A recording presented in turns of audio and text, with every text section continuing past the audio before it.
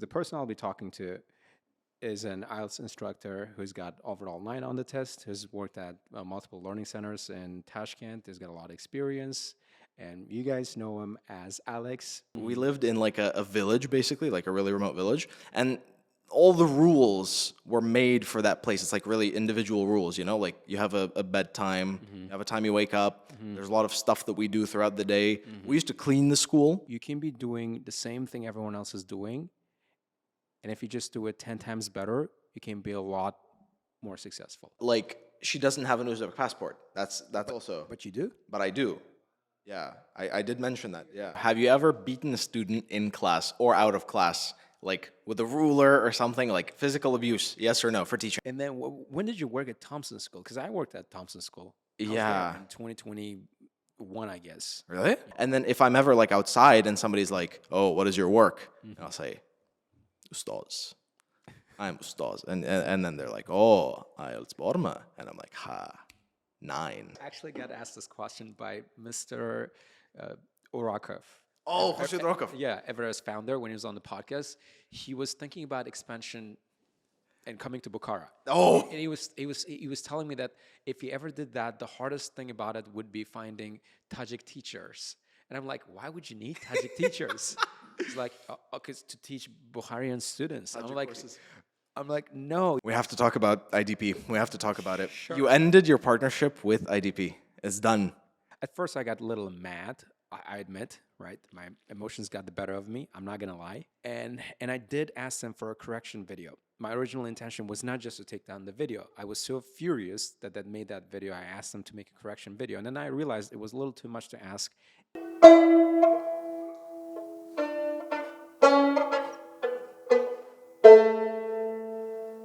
All right, let's save some of it for the podcast.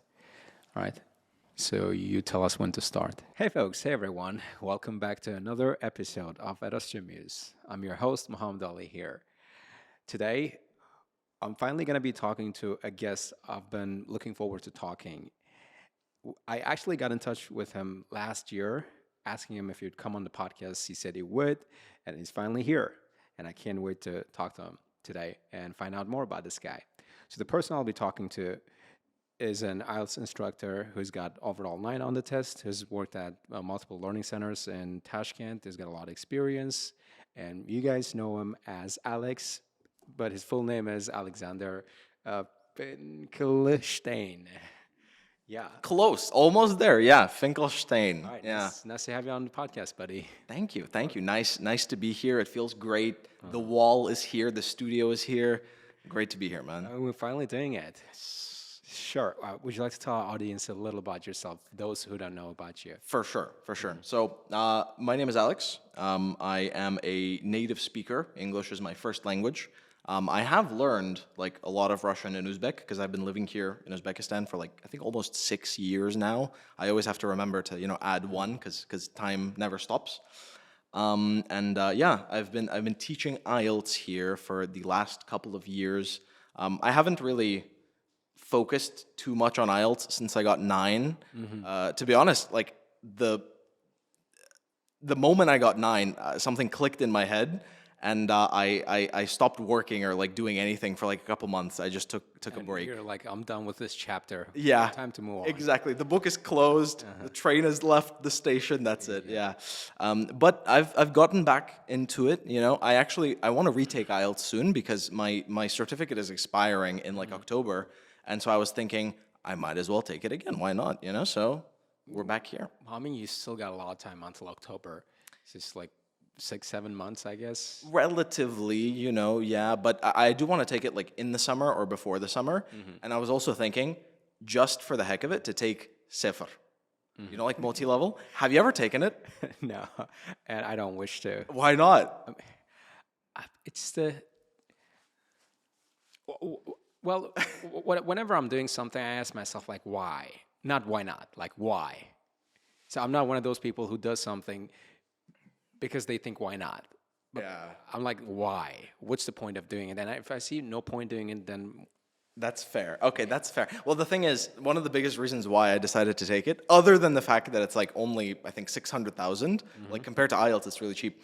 The reason is because I looked at some Sefer tests and I realized it's literally just IELTS, but like the Uzbek version, you know? Yeah, like IELTS from wish.com. So I realized, like, you know, it's interesting to see what was done with it, how they made it happen, you know? Yeah. But obviously, I do get your point of not doing it if you don't need it, you know? Right, right. So if you go looking for a job at any learning center here in Uzbekistan, they're not going to ask you for your SEFR. Definitely not. Obviously. Yeah. Yeah, they'd ask you for your IELTS. Right. IELTS rules. Yeah, that's true. I've heard that like TOEFL. I mean, they have TOEFL here, right? But it's less reliable. I've heard things like that. Is that true? Do you have any any information about TOEFL? I haven't met any single teacher or student who has done taken it. Or taught TOEFL, except for one teacher whom I've had on the podcast, Miss. Remember that lady? Russian? Yeah, no, she was from. I totally forgot. My memory What's her is name? terrible. Irina Lutsenko? Yep. It's that lady. Yeah, that one, Christina. She told me she used to teach TOEFL, but then she gave up because probably there was not much demand for it. Yeah. Oh, really? Who? Name one. Okay, he named one. I didn't expect that. Anyway, so back to IELTS thing, right? So before we talk about IELTS and language learning and all that, how about we take a stroll down the memory lane and talk a little about your, past, your upbringing. So you're originally born in the U.S., right?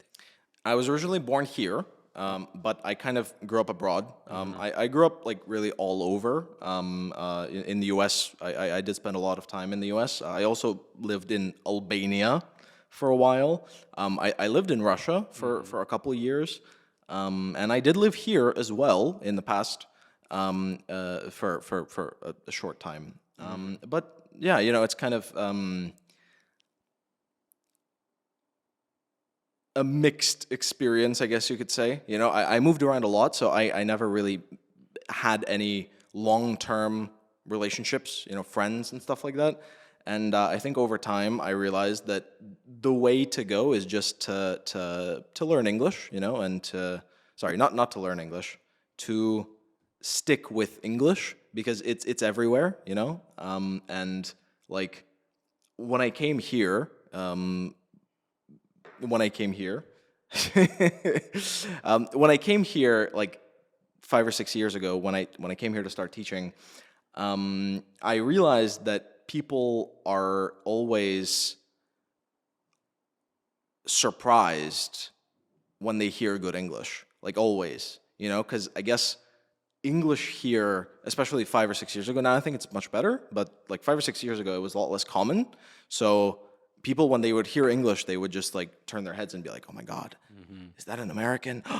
So yeah, like it's needed everywhere. Same thing with like Japan and most Eastern countries and India. They're all massive English learning markets, and English is a skill at this point for me. That's because up until like 2016 or 17, Uzbekistan was a closed economy. Oh. So we weren't like in an open relationship with foreign countries. That there was much less exchange going on. Wow, I never knew that. That's really interesting. How come it's now an open economy? Is it because of the change in presidents? Exactly. Okay. Right. So now we've established trade links with our neighbors and other countries around the world. So we're more welcome to foreigners. In fact, I feel like there are more foreigners. I feel like more foreigners living in Uzbekistan than locals. Like everywhere you go, you see Indians, people from Pakistan, people Koreans, Chinese. What's funny is yesterday I was here on my way here on the train. I overheard people talking about the fact that there are so many Chinese in Tashkent now. There's a lot.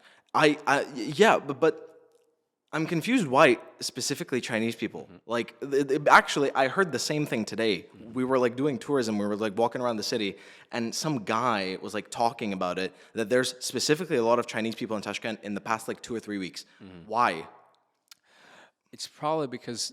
No, I'm not sure. I'm just guessing. It's our country making contracts with with Chinese companies to build the road infrastructure, set up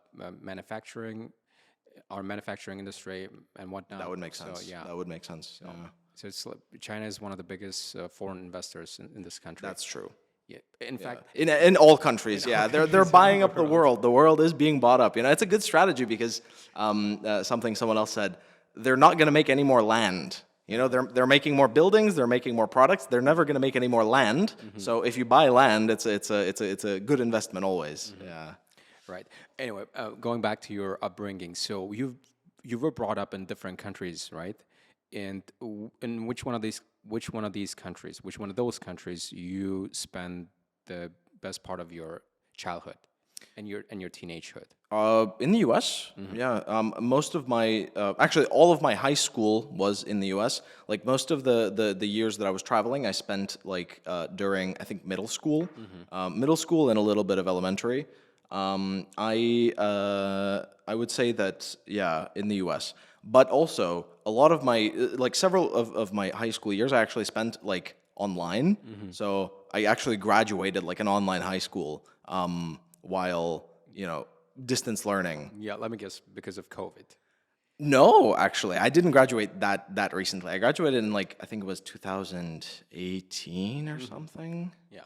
Yeah. Before COVID. I don't remember the year. Before COVID, yeah, thankfully. Yeah, no. If that would have been during COVID, that would have been really upsetting. But I'm glad that I could avoid all of that, yeah. But I mean, honestly, even after COVID and before COVID, I was never really a big fan of distance education for schooling. That's not cool. Like, you go to school and you have friends and stuff, you have people to build relationships with and friends, friends.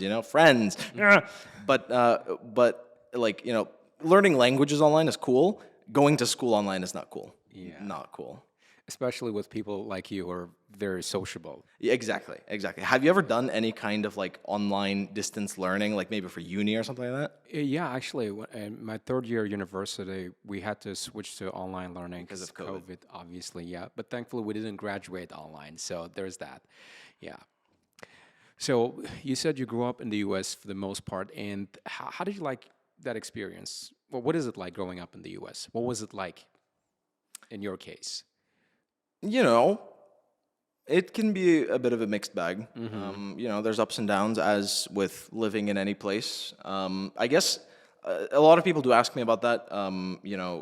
As compared to Uzbekistan, let's say. So I can tell you more in terms of that. The region I was in was relatively poor. It's the Appalachian region, so it's like Kentucky, around there. And it actually feels strikingly, I think, similar to Uzbekistan in many ways, because people, I think, are more or less close to each other. There's a lot of value placed on family relationships and relationships in general. Being together with people, whereas I'd say most people in the U.S. grow up with a very individualistic mindset.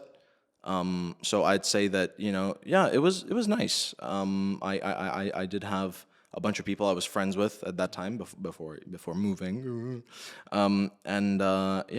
I was really into nature. The place I lived was very beautiful. Yeah, a lot of hills, a lot of trees, really green. I do love nature in Uzbekistan, but you guys have like steppes. There's no trees. The trees have all been sold to China. There's no trees. Yeah, right. Most trees are pine trees here. There. Yeah, exactly. Yeah, and like in the mountain regions, there's no trees because there's like a lot of wind. Obviously, well, it's a different type of climate, so it does make sense. Are you into nature? Do you go hiking? Have you ever hiked? I did a few times when I was probably like 14, and I haven't done ever since. At all? Nope. Have you ever done overnight camping? That would be a disaster, right? Because I'm one of those extra cautious and risk-averse guys, right? I'm always taking calculated moves. Like if I sense any sort of danger being out there, I'm like, no, I'm good. That's fair. I'm not. Yeah. I don't really see myself spending a lot of time in nature unless I see any some point in doing that, like unless it's for like a school project or bring some kind of tangible benefit, right? But you, on the other hand, strike me as someone who's after adventures, experiences. Yeah. Yeah, I think that's me. Yeah, and also I'm really outdoorsy. I am really into like hiking and stuff. And honestly, Tashkent has a very, I wouldn't say well built. It's probably there's not really any infrastructure, but there are a lot of really nice places to go hiking. I mean, what I'm talking about is like non-commercial areas. There are a lot of places where you can pay to go hiking, like resorts or whatever. But I mean like specifically places where you can just go and you like walk and then you hike and you can like set up a tent there and go camping. There are actually a lot of really nice places for that. So it's been great. Yeah, I'm a really big fan of hiking and camping, and I think people don't really understand that here, which it's weird to me. I don't get it. Honestly, like I'm sitting here wondering why you're so obsessed with hiking. Why do people make such a big deal out of it? Like, honestly, with me, like imagining myself just going for a stroll for 10 minutes without my phone is scary. It's scary because I've been so sort of stuck with this grid, the system that I've built, and when you take that away from me, like my routine or the setup I live in, it feels almost impossible to survive. So, but It's interesting. yeah. But with you though, you seem like someone who likes to go out in nature, climb mountains, go swimming, try different things. I don't like swimming. I'm scared of swimming. I'm scared of water. People in Uzbekistan, a lot of them are like really into swimming. I've seen guys like jump off of bridges into like the canal in Tashkent. I think it's like the Pakhtakor River or canal or something. Yeah, that's scary. I'm not into water, but I am into hiking though. Do you swim? Nope. I don't know how to swim. Right. You don't know how to like at all? Well, finally got some common ground here. So Yeah, there we go. There we go. There we go. anyway, so going back to your upbringing, so at what point in your life you had to move or you wanted to move? Well, as I said, right, I kind of I was there like for a while when I was a kid, and then for elementary school, I kind of moved away. I lived in a couple different places, and then I came back for high school, and then once again I left. So yeah, it's a little bit complicated. I actually don't really remember all of the different parts because it's been a while. Also, my memory is quite bad, but more or less, I think I moved away for the first time when I was like in the beginning of teens, like 11 or something. I moved away for a bit, and then came back when I was a bit older. Yeah. And why were you moving that often? Family stuff, man. Yeah, it's all a bit complicated. As I said, like I don't really remember all of the details, but it's family stuff, Yeah. Right. Yeah. I see. And where did you go for school, for college? I actually haven't started college. I haven't finished college. I was thinking of applying. Oh, actually, your education here, your CV says you went to Tashkent Ulug'bek International School. Is it for high school? It's a school. No, it's yeah. Okay. So that was after elementary school. No, that was it was like middle school. Yeah, I think it's actually closed now. So how did you like it there? No, it was all right. What do you mean? It was here in Tashkent. When people say that was all right, what they actually mean is that was terrible. Well, I mean, not always, not always. It was a school. It was a school. I don't really remember that many details from it. It was kind of like an international school, and most of the teachers were British, so it was an interesting experience, I guess. Yeah. So you actually never went to college, but No, I haven't been to your college. CV here says you went to a college in Georgia, Which one? U.S. 2018 to 2020. Which one? What's the name? JMHS What do you think the S stands for? school School. school college. No, it's so like that's the online school I went to. It's like I think it's like a college with a school program. So I don't really know all of the ins and outs of their programs, what they have. I think they do have like a physical college where people go. But the school program that they offer, it's like an accredited online school program. So that was school. That was my high school that I finished. That's the online high school. Yeah. Right. How about the Christian Academy boarding school you went to? What was it like there? Oh, well, it was a really interesting experience. Yeah, a lot of this stuff does get into like kind of religious stuff, like kind of religious experiences and all that, kind of the stuff that I don't like usually talk about. We can talk about this, I guess, but I'm not sure if people would be really interested in seeing this. So yeah, Well, like I am. well, yeah, that's true. Sure. That's true. I'm curious to know what a boarding school is, what a Christian boarding school is. Yeah. Okay. Well, let me tell you. Let me tell you then. Okay. So, boarding school. What is a boarding school? So it's like it's a. Do you know what that is? Yeah, Do you have any idea? you stay there, you sleep there, you go to school, and then so they provide you with accommodation. Exactly. You get It's to like go home only on the weekends. yes. Well, you go home on the weekends depending on factors, different factors. A lot of boarding schools, usually what they are is like they are single gender. So it's like a lot of them are in Britain. They take like only boys or only girls, and it's like they go there and they live there, right? And it's not, I think, a very common thing. It's usually like private schools with some specific agenda, right? It's like specific schools are like that. Basically, it's a boarding school. It's like college, but for kids, because college, you kind of go there and you stay there and you usually have a dormitory unless you're going to college in your own city where you're born, right? It was strange. It was very strange, especially at first, because it's kind of like a separate society, There's like a cult.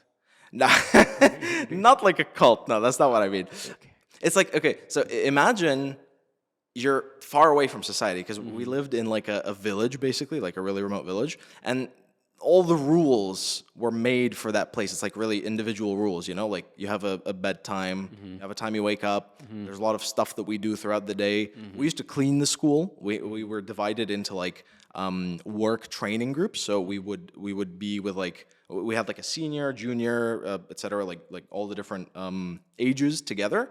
And we would go off and do something. So we had like a grounds crew who would keep the bushes trimmed or whatever around the school. We had like a separate crew for each building, and we would be cleaning the building throughout the day, like at some hours. Obviously, it was a school, so we had like school from, I think it was like 9, from 9 to 4. I don't remember. Breakfast, lunch, dinner. It's like a school program, but I think what I didn't realize was that a lot of it was very correctional. So a lot of the kids who went there, how do I put it? Correctional. That needed correction. Needed correction, yeah. Let's just keep it at that. Let's just keep it at that, yeah. And so some of the rules were very strict. It's like if you had bad grades, you were punished, quite heavily. And if you were like acting out in class, which I was doing a lot, you would get punished, obviously, and there were like specific punishments for each thing. So yeah, it was like a really interesting experience. I think I definitely was influenced a lot by it. A lot of the, I think, ideas that I have regarding routine and the way that my brain functions was really formed there. Yeah, so it was an interesting experience. That's what I can say about the boarding school aspect of it. There's also the Christian aspect, which is a separate conversation altogether. So they had to attend church. Everyone had to attend church, and it's interesting, Yeah.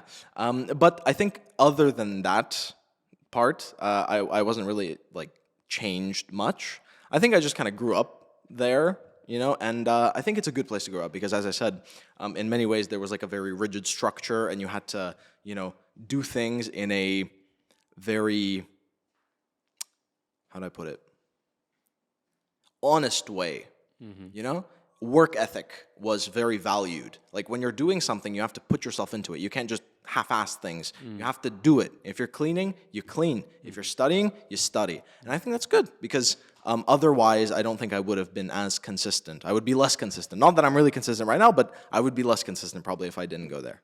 Right.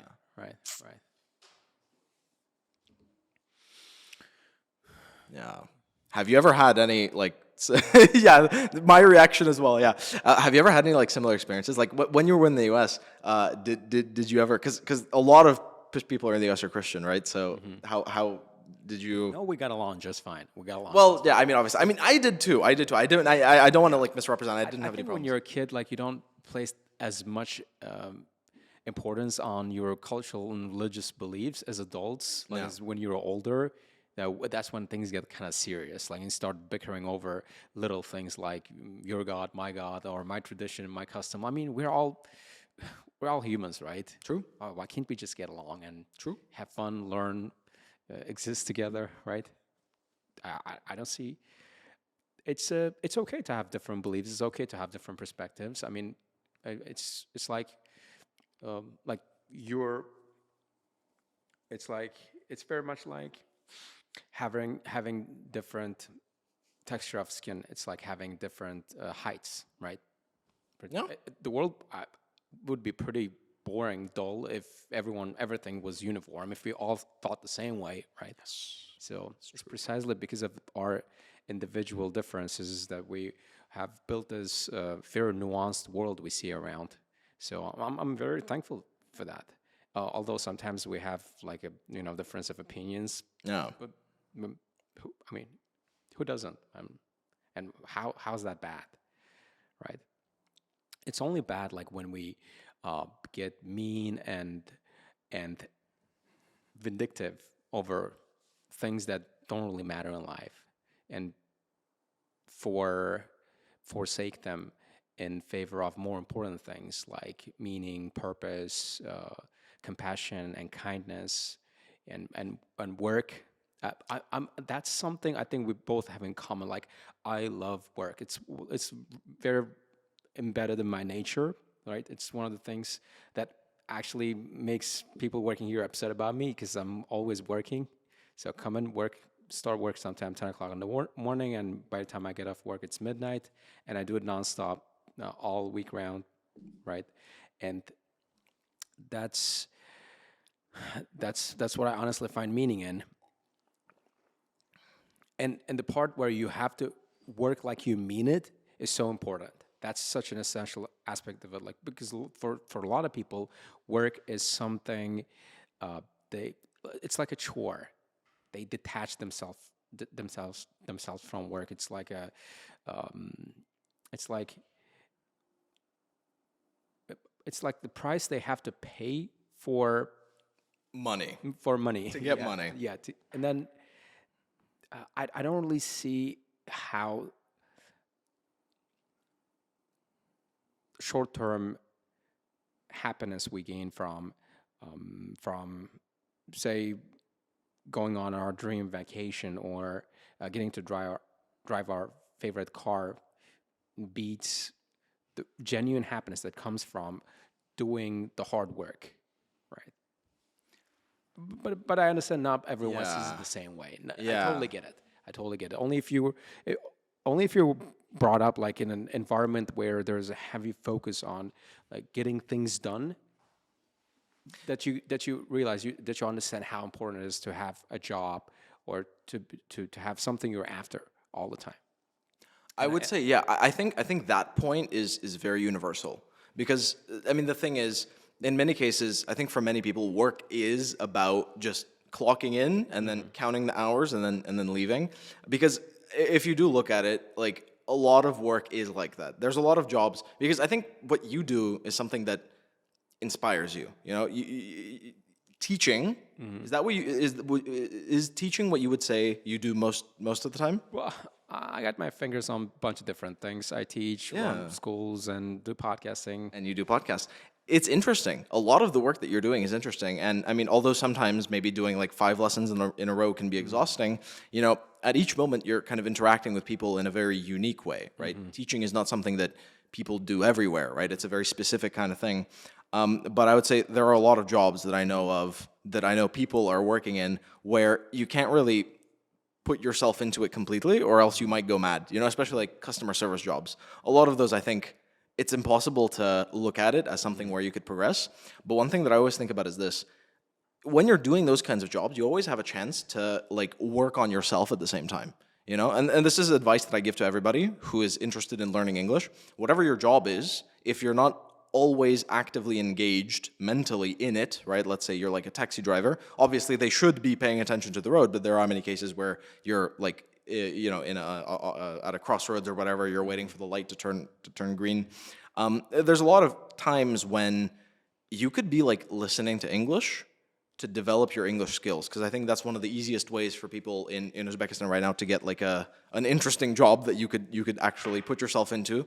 But I mean, obviously, that's getting a job isn't the thing that most people or like everybody is interested in, but it's just kind of the realistic thing.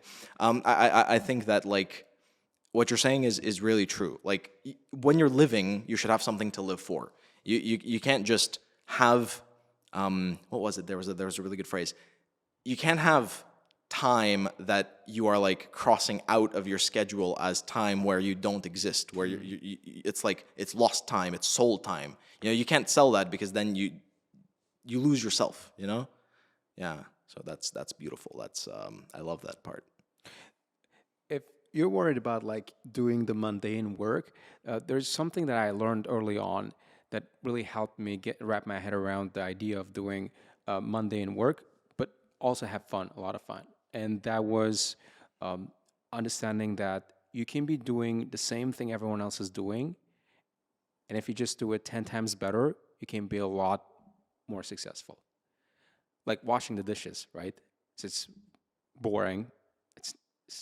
There's no glory in that, right? It's not fun, obviously, right?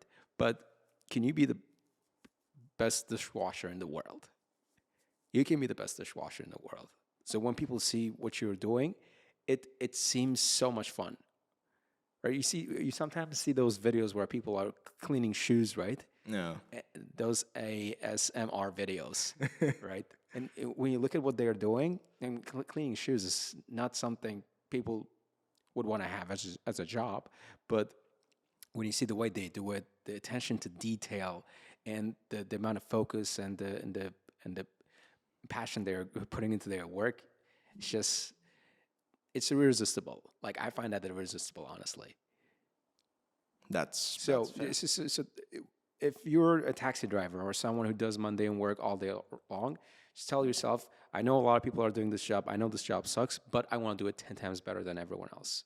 I want to be the best at what I'm doing here, right? And that's one of the things that got me comfortable doing mundane things. And teaching, in fact, can be boring. Yeah. Like repeating the same concepts all over and making students do the same stuff again and again and again and again. There's a lot of repetition that goes into it. And what I'm telling myself, I know a lot of people hate this job. I know it sucks being stuck in a room with 10 students and repeating the same stuff all over. But guess what? I'm going to be that one guy who doesn't mind doing it, and who's going to keep doing it again and again and again. I see that as a challenge, and that's what excites me about that mundane job, is the fact that it's challenging to be doing that job and doing it 10 times better. Yeah, I think that is something we do have in common. The aspect of it that I'm really interested in is like perfecting your craft. Yeah. Imagining like the lesson that could be the best. I mean, I don't think there's any best teacher ever competition. It's the same as being like the best dad ever. Everybody is the number one dad as long as they're there. But when you know that you have done it to the best of your ability and that it is the best that it could be, I do really also appreciate that. I would agree with you. Yeah, definitely. Right. Well, our conversation turned philosophy before we got to the philosophy part. It did. Oh, there is a philosophy part. Yes. Yes, 5-hour podcast. Here we go. Yeah, but hold your beers. We're not getting to that part. Okay. Yeah. Okay. Yeah. I have been preparing for the philosophy part. I have a lot of things to say about that. Sure. Right. Well, let's talk a bit about your training. It says here you got TESOL training back in the day. So Yeah. when did that happen, and why did you decide to do TESOL training? At what point you realized you were into teaching English? Yeah. Was it by design or by default, you getting into English? Um, that's a good question. I guess it was by default. It's kind of the easiest thing to do, the easiest path to take. I mean, as I said, I kind of just realized that's something people are doing, something people are doing a lot. If you're walking down the street in most cities, the business I think you would see most often, apart from mini markets in Samarkand, would be like language centers. They're everywhere. It's a really booming industry because it's something that people do genuinely need. But to get back to the point, I took TESOL because I had a chance to. Yeah, I just had some connections and I was like, hey, might as well do it. I don't think it was like necessary for me to do it because I kind of learned a lot of the same stuff. But it felt kind of like consolidation. It's like all the things that I picked up along the way. When I was teaching, I kind of consolidated and I realized that there is a definite structure to it. I did have to read up on a lot of like teaching techniques and teaching structure before I took TESOL. But then when I took TESOL, I realized that as I said, there's like a very definite structure to it, right? Like teaching is a methodology. Teaching is a lot about methodology, and the way that your classroom presence affects students is something that is a big part of the classroom experience for the students, So yeah, when I took TESOL, I just kind of had an opportunity to do it. As in most cases, like I think I'm a go with the flow kind of guy, There are definitely a lot of goals that I have, a lot of ideas in my mind of things that I like want to or have to achieve, I do enjoy goals, but in most cases, a lot of the stuff that I've done, it just kind of happened, Yeah, it feels kind of weird even realizing it, but like I've done a lot of really cool stuff, and a lot of it just kind of happened. Yeah. Right. So you said the methodology part. What are the like eye-opening things about teaching you learned from TESOL? Or what are the things like when you saw like never thought of it? That's actually genius. It's a good question. Well, okay. So do you? I have a question. Have you ever like taken CELTA? I've done actually TESOL online. Oh, I kind of have an idea what it is, right? how long ago? It was back in 2021, I guess, on the year of my university graduation, 2021. I'm pretty sure I had my TESOL in 2021 as well. 2021 or 22, or might be 2023, but probably not. I think it's like 21 or 22. It's on my certificate, but I forgot. As I said, my memory is like horrible. Like I wish I could remember things, especially years, well, but I cannot. So I guess the thing that was the most eye-opening for me is that a lot of the things that students see can be manipulated in some ways. That sounded really weird. Like what I mean is, you can really play with what students are thinking during the lesson, and you can really give them different kinds of impressions and different understandings. For example, there's a lot of ways where you can organize a lesson like a game, like a quest, Have you ever done those quests where they like lock you up in a room and then you have to like escape out of the room? You've never done those? Oh my God, they're really popular. That would be, I don't know how this. I can't really imagine us doing this in this building ever. Well, yeah, it's not something. Yeah. It just doesn't just work out logistically. Well, yeah. No. For one, all rooms are taken. Yeah, well, no, I mean, obviously, it's not something that you would do like during the lesson like that. What I mean is, it's like students experience the lesson in the way that you prepared it. When you prepare for a lesson and you set things out in a very specific order, you can really teach students like a pyramid, like you're building up the levels of the pyramid. And you can create those moments when a student actually understands something. Not just when you give them a bunch of materials and they study it, but when they actually understand something.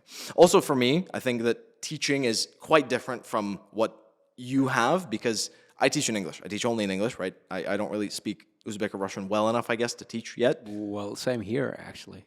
Really? 100%. You teach everything in English? Everything. All the time? For the past 6-7 years. What is the minimum level that you work with? The students of the minimum level that you work with? 6.5. Okay. Yeah. I work with a lot of students who are like 4.5. So their level is, I guess, like quite a bit lower than that. I work with a lot of, like, for example, like, let's say pre-intermediate students. I've had some elementary students, maybe elementary, pre-intermediate between there. So their level of communication is a bit lower, I guess, right? And that's the thing. Like, I guess. Okay, well, maybe we should talk more about like the teaching process before we get to like the TESOL part, because there's nothing like magical there. It's just kind of relatively simple stuff.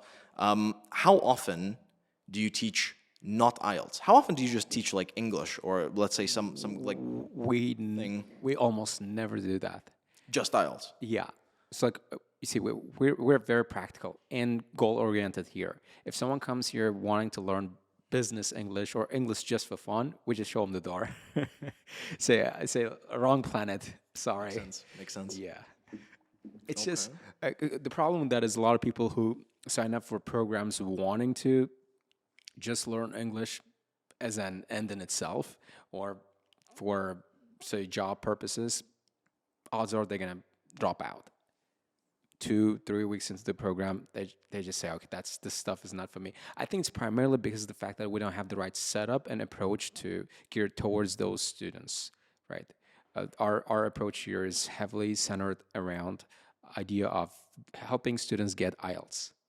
That's what we do here. That makes sense. As for learning English for fun, yes, we could do that, but that would be, I think, a lot more painful than teaching more structured, rigorous programs like IELTS, where you know where you're going, right? Where there's a clear structure, pattern you're supposed to follow to attain goals, to hit your objectives. What would you say is like the ratio between how much you focus on IELTS, let's say like techniques or stuff? I mean, basically the test itself, the test format, versus English stuff, where you're focusing more on the language or the linguistic aspect? That's 9-1 for sure. 90% on learning English and 1% on technique. 99 to 1? 9-1. 9 to 1. Oh, like 90% to 10%. Yes. Okay, I see. So you do focus a lot on the English aspect. You're not like teaching like IELTS techniques and stuff. Nope. But the language that you're teaching is in the IELTS context. So you focus a lot on academic language and stuff like that. Well, we try to keep a balance. We teach them some casual. We've lately been focusing a lot on getting students to learn more casual expressions, taking a break from the academic stuff, which can be a little annoying. Like when you're just talking to a friend, and instead of say I'm learning English, you say I'm acquiring English, which sounds a bit odd. Yeah.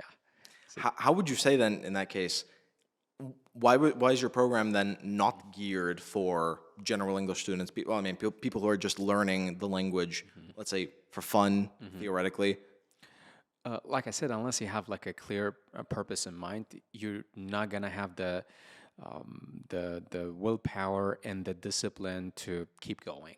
At some point, you're just gonna throw in the towel and say, "I'm done. This is not for me."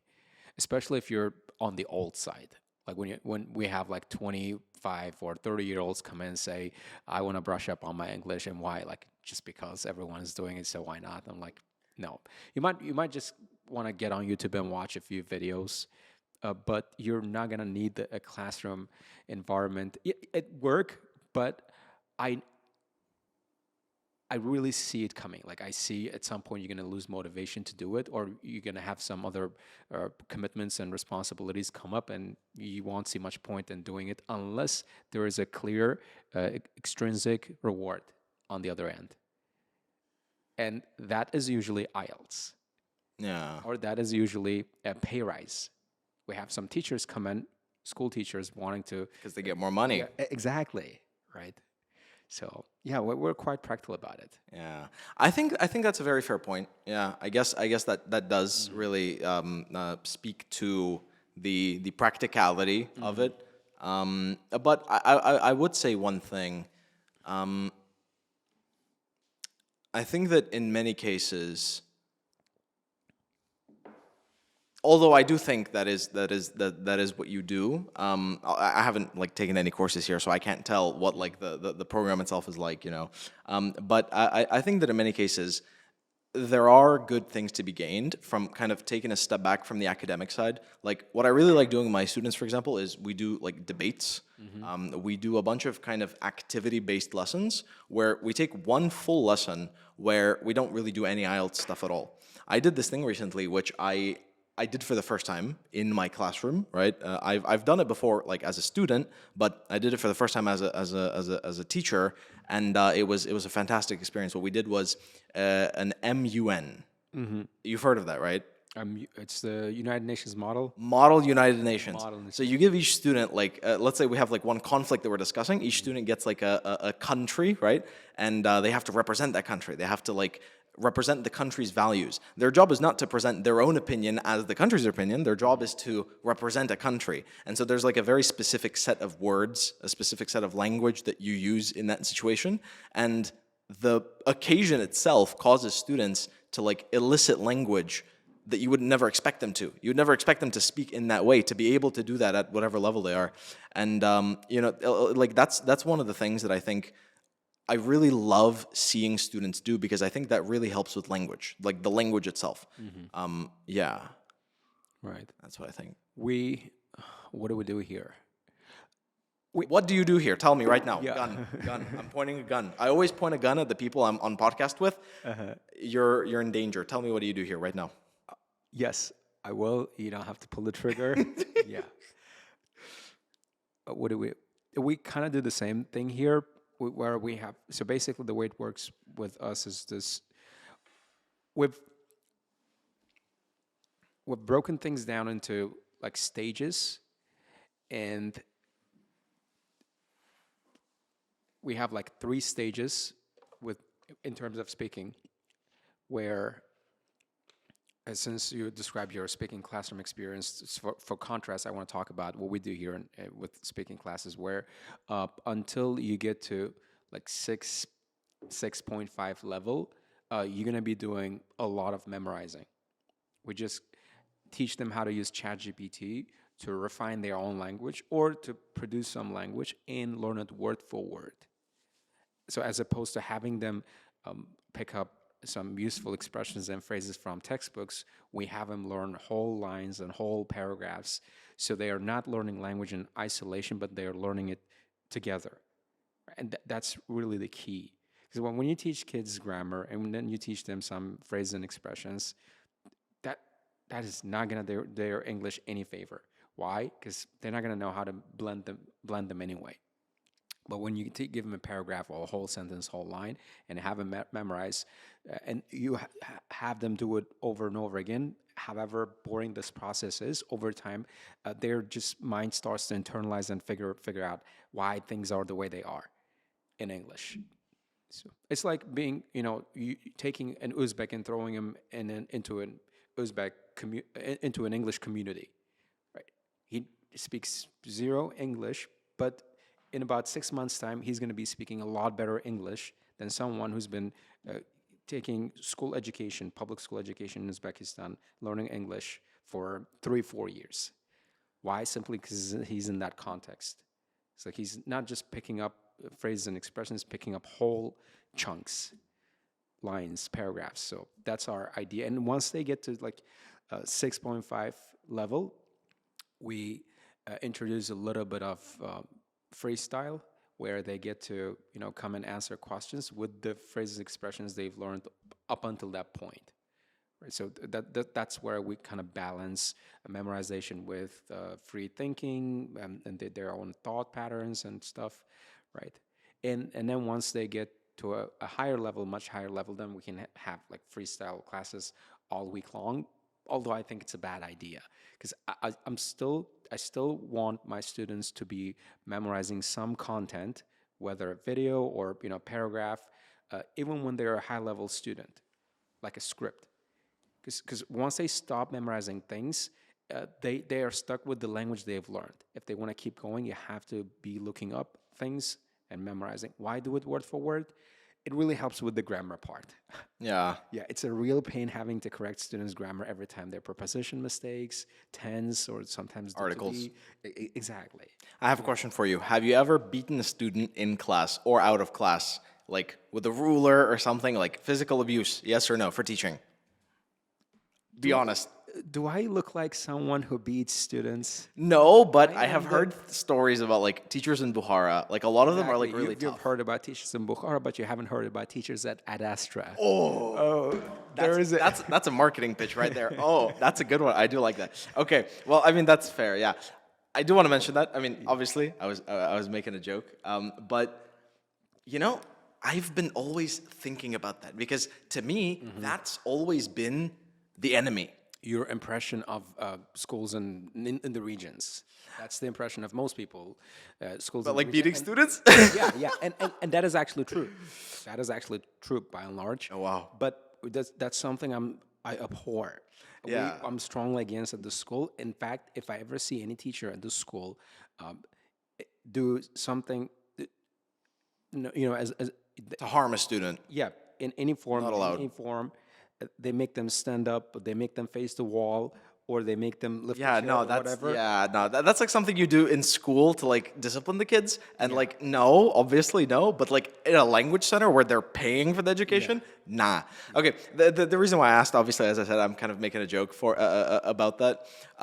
It just kind of that's to me always been the enemy, memorization, because the thing is, you know, if the student is not yet at a level where they're able to speak yet, making them speak in many cases can force errors that will be solidified over time and they'll become fossilized, and it's harder to break those patterns, right? As you said, like grammar mistakes. You correct it, nothing. Correct it, nothing. So memorization seems like a really fast track way to fix that, and that's really cool. But to me, as I said, that's always been the enemy. Like one of the things that I kind of was working through, and I think I'm still working through it, is that it's fine to make people work. That's what people come to you for as a teacher. They want you to load them up, They have this like empty wagon and they want you to fill it with luggage because they're trying to make the journey across whatever, part of land that they're going through. That is such a great way to put it. Yeah. I love it. In the regions, I would say from what I've talked about with different teachers, and kind of examined the learning process, examined the student philosophy and the teacher philosophy, how they interact and how they intertwine. I would say that students are really teacher oriented. Correct me if I'm wrong, and tell me about like your experience with this, because it's really interesting for me. They're really teacher oriented. They're really teacher oriented, and they are disciplined, more disciplined than students not in the regions. They're really hardworking, and like you give them some amount of work, and they do it. They'll get it done. Well, I'd be lying if I said it's always the case, because it's not. A lot of people think that students in the regions are disciplined, and they probably are, but it's starting to change with the social media and and uh, and all these distractions they have now, Netflix and online chatting and whatnot. So it's this is where the teacher comes in. It's our job is to check their phone, their screen time, and make sure they're not wasting, they're not squandering away their precious time on social media platforms, scrolling or chatting with their friends. So yeah, we do try to keep our students grounded. We do our best, but it's getting harder and harder with their phones, with social media and everything. I mean, I have a hard time staying grounded myself. Yeah. Not to mention, making my students disciplined. So yeah, yeah. With the memorization thing, though, if you think about it, there's a lot of memorization going on in just about any discipline you go into, whether it be math, physics, chemistry, medicine, whatever it is, you got to memorize a lot of facts and dates, numbers, equations, and formulas. And how's that supposed to be any different for language learning? When you when you think about it, language is like a code. Yeah, right? Like absolutely. It is a code. It is a code. It's a set of codes, right? Yep. And just like any programming language like Python, where you have to memorize a bunch of lines of codes, you got to do the same with language learning, and it's no different. And trying to reframe that or trying to switch that with something else, simply delaying that process, right? Yeah. Because at some point you're going to have to memorize that phrase. You're going to have to memorize that line. You're going to have to memorize that structure. I have a curious question for you. So, as a counterpoint, I do have something to bring up about that, about like coding, right? So the way that coding works, and it's basically the same as language, right? I mean, coding is a language. They're called coding languages for a reason, right? That's why ChatGPT is so good at coding, because it's a language. It's a language model, and it can produce a language. Like the way that coding works, and in many cases when you're teaching coding, the way that it works is you have a certain function, right? And a certain, it's called a function, right? Like a certain command. And you teach what that command does and how it can be interacted with. The things that, or let's say the ways that you can interact with that function should be memorized. You should memorize like the extensions of it, how you can use it, what you can use it for. But the actual function of that thing happening is a thing that can't really be memorized. Is something that you should understand. It's something you should wrap your mind around. So what would you say you spend more classroom time on? Specifically in class, teaching, standing there, or maybe sitting down, whatever, you're teaching the students. Do you spend more time on getting the students to wrap their minds around some concept that they might have never heard before, right? Let's say, for example, like articles. There's no articles in Uzbek, right? Yeah. And obviously, if the students are like at 6.5, that's where you pick up with them. You wouldn't have to teach them articles. You might have to like remind them of some things, but you don't have to teach them the rules of it. But like, would you say that the classroom time that you are usually present in is spent on working through like some chunk that is being memorized and you're maybe explaining it or something like that? Or you're specifically introducing new concepts that students have maybe never heard of before? It's always a bit of both. Honestly, like you can't lean too much to one side. It depends on how things go. Sometimes you see students give you a confused look. It's your cue to step in and explain. Okay, this is why A plus B equals C, right? This is 1 plus 1 equals 2. This is the part where you should do a little bit of explaining. And there are parts where students just slacking and don't want to learn the phrase, then you make them repeat, right? So it just depends on how things go in the classroom. And that's one of the things I really appreciate in a teacher is that their ability to stay flexible, right? Not subscribe to one, school of teaching or, method, but, understanding that these are just tools at your disposal and you got to know when to use them. Right, there are times where you have to be dead serious on memorization, and there are times where you got to take it easy and do a little bit of explaining. Yeah. So I'm very flexible when it comes to that. I do really like that analogy. They're all tools, because that's exactly what it is. I know of a lot of specific methodologies where it's like you can only do that methodology. Like, for example, there's a lot of like preschool education methods where you do a bunch of things. It's like a bunch of steps, and you have to do everything at the same time. It's like kind of like a methodology, right? It's a holistic process. But when you're talking about like language learning, and specifically in this context, it's definitely about tools. You're like looking at the specific problem the students are having. Usually the problems are more or less the same at the specific stages, but each group is obviously a little bit different. Some variance is present.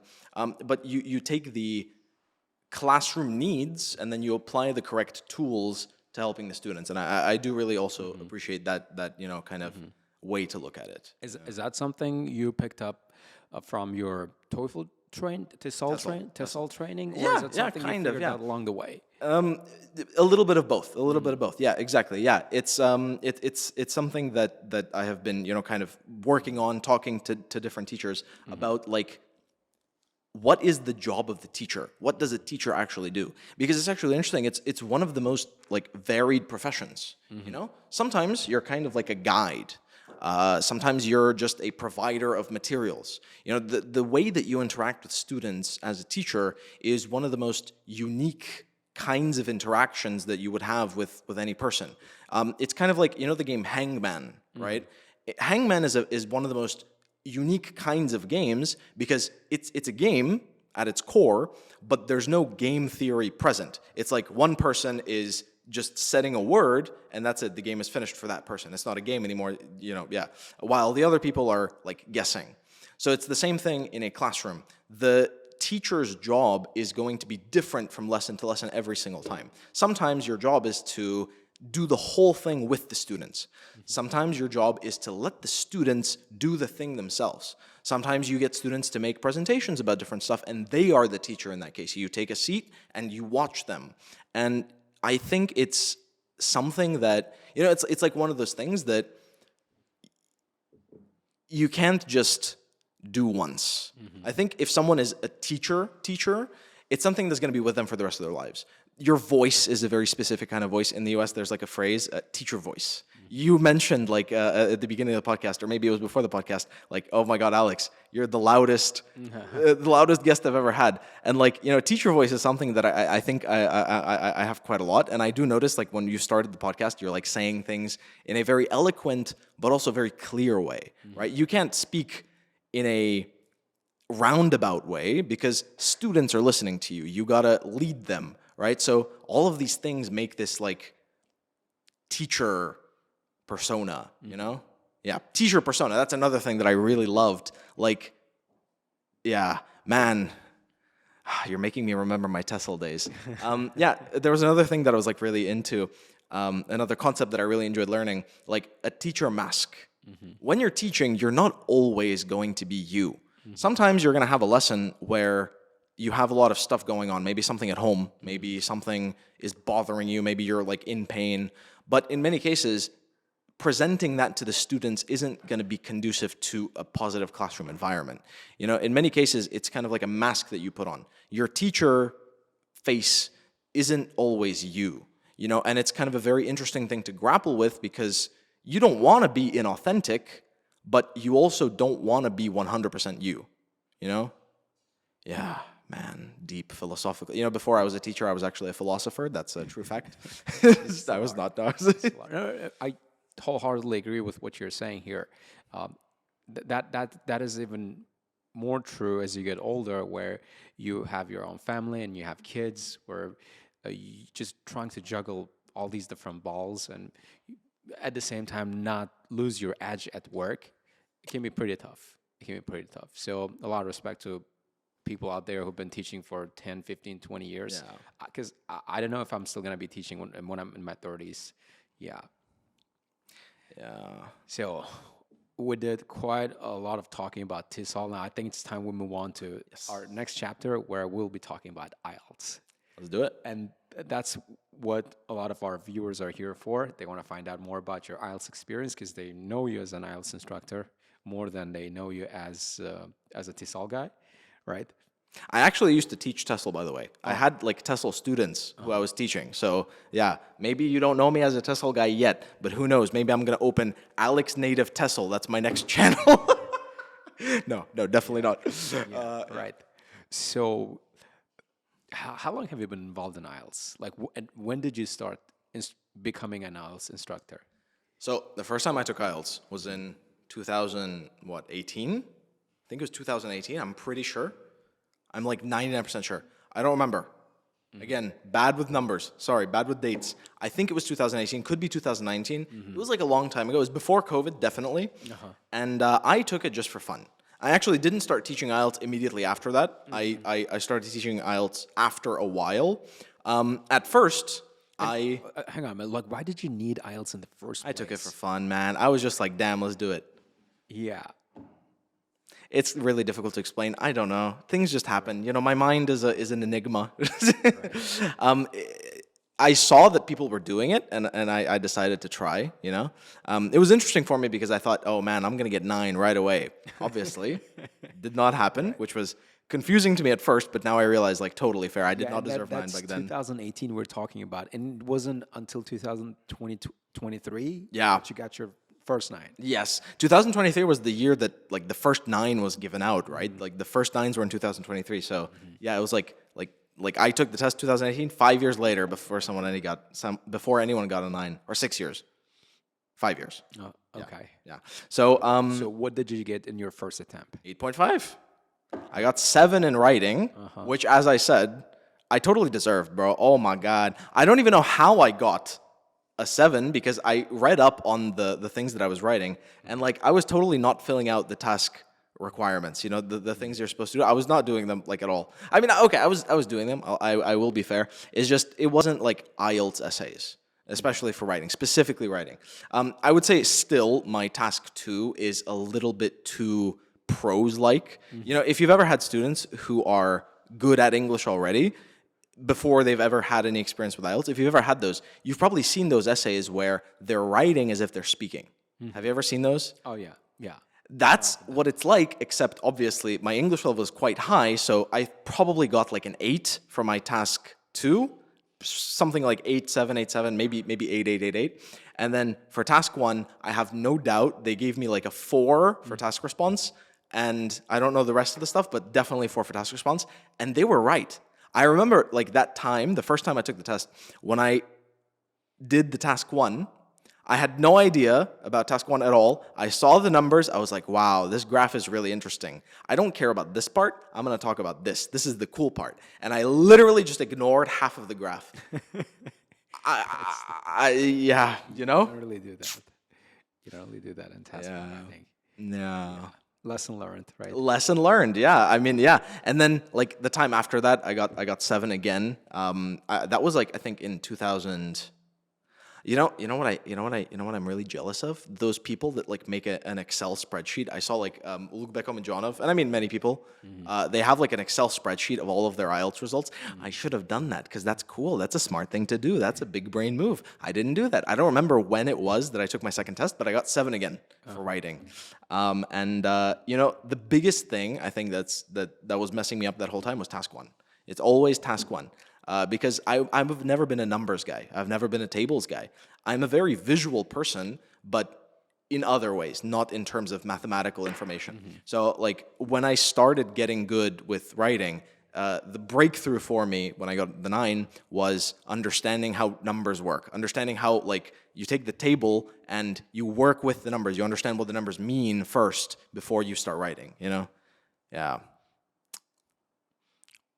So you got your first IELTS, you got 8.5 in your first attempt, unsurprisingly, and then you went on to the test sometime later. You got what did you get in your second attempt? Second attempt, 8.5. Every attempt I've had apart from 9 is 8.5. Right. And how many times have you taken the test in total? Bro, I was thinking about this the other day. I don't know if it was 5 or 6. I think it was 5, most likely. It could be 6. I'm going to go home today and check up on that because it feels ridiculous. I think the reason why I forgot all this is because I stopped caring after I got 9. Like I just dropped all of it, you know. I should have like at least written down this stuff because I don't know, it's like No, I'm not asking because it's a big deal. It's just some people might be interested. yeah. Well, no, the thing is, it is a big deal for me. It's something that I do care about. It was something that I was like really happy about, you know, because I think at that time I was tied with Jahangir, I'm pretty sure, for getting 9 in the least number of attempts. I think. I'm pretty sure. And that was something that I was proud of. I was like, yeah, that means I'm smart. That means I'm a smart guy.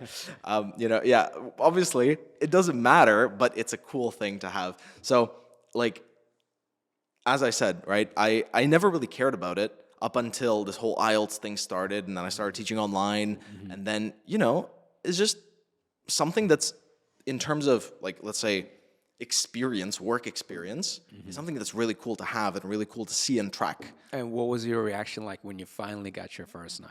Oh my God. Did you see? I had a circle video on my channel where I literally just started yelling. Like the moment I opened up my computer, I saw the score, I was really happy. Yeah. I haven't felt that happy for a long time. And I'd say, like, I don't know, it's really just great.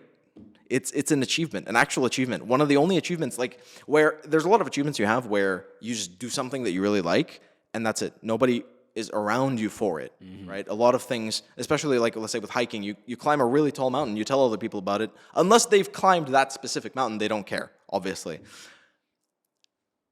IELTS is like one of those mountains where everybody's going there. It's like Everest, not the business center, but the actual mountain. You climb it, and everybody knows that if you've climbed Everest, you're a really cool guy, right? So IELTS was one of those things where I got really rewarded in terms of my interactions with other people, because other people were like, Alex, you got 9? Yeah, good job. And then if I'm ever like outside and somebody's like, oh, what is your work? And I'll say, Ustaz. I'm Ustaz. And then they're like, oh, IELTS Borma. And I'm like, 9. And they're like, damn, wow, because everybody knows. Even like taxi drivers on the street, they know IELTS 9 is the thing. It's the highest score, you know? Have you ever had that? Do you ever have that experience? Tell me. No. Well, I usually, when people ask me what I do for a living, I tell them I'm an English teacher. Yeah. And I don't really, I try to leave out the IELTS part. Do they ever ask though? Because a lot of people ask. Yeah, when they do, I'm like casually, yeah, I think I got a 9. Yeah, I think, I haven't checked, but I'm pretty sure. Yeah, I think it's like, and then they start asking me a whole bunch of questions about like, oh, how many Niners are there now in Uzbekistan, or like, well, when did you get it? And I was like, well, where do you work? Yeah, it's fine to have those conversations with people, but the part that really gets to me is like they really make a big deal out of it when in fact it's just a test, right? It's like one of those school exams, finals you have at school, or like the SAT exam you need for your college application. Nothing more. I would say though, SAT is a bit different, because the thing is, if your IELTS is 9, you're not really going to have an edge over other people when you're applying to college. But if your SAT is 1600, you can get into any college probably for free. No, I meant like fame-wise in Uzbekistan. Fame-wise, yeah, that's true. But I mean, I would say also fame-wise, like, oh yeah, SAT yeah, 1600. yeah. I actually had a guy who got SAT 1600 on a podcast. Oh yeah, Yeah. Babur John John. and Mr. Parviz. Wow. Parviz Tuksanov. So with From Samarkand? no, he's one of our ex staff members. Oh, wow. Yeah, so he got into Colby University, but he decided to transfer his studies to the next year for reasons he didn't want to say publicly, and then he stayed here. He didn't come back to work at Astra. He wanted to go solo, and he did. He started teaching SAT, and after a few attempts, he got 1600. He actually got to meet the president for that. Wow. Oh yeah. Yeah. Yeah. See, that's what I said. You get IELTS 9, you get a handshake from Begzod Melakhmedov and from the IDP guys. Right. You get SAT 1600. You get to meet the president. That's a different level, bro. I was actually gonna meet the president too. When? They gave me, so when 9 came out, a few months later, they nominated me. Sorry for the word. Nominated me for this title. I don't know how it translates into English. I thought about it. Okay, just give me a second. I'm going to translate it. A Brave Young Men Award.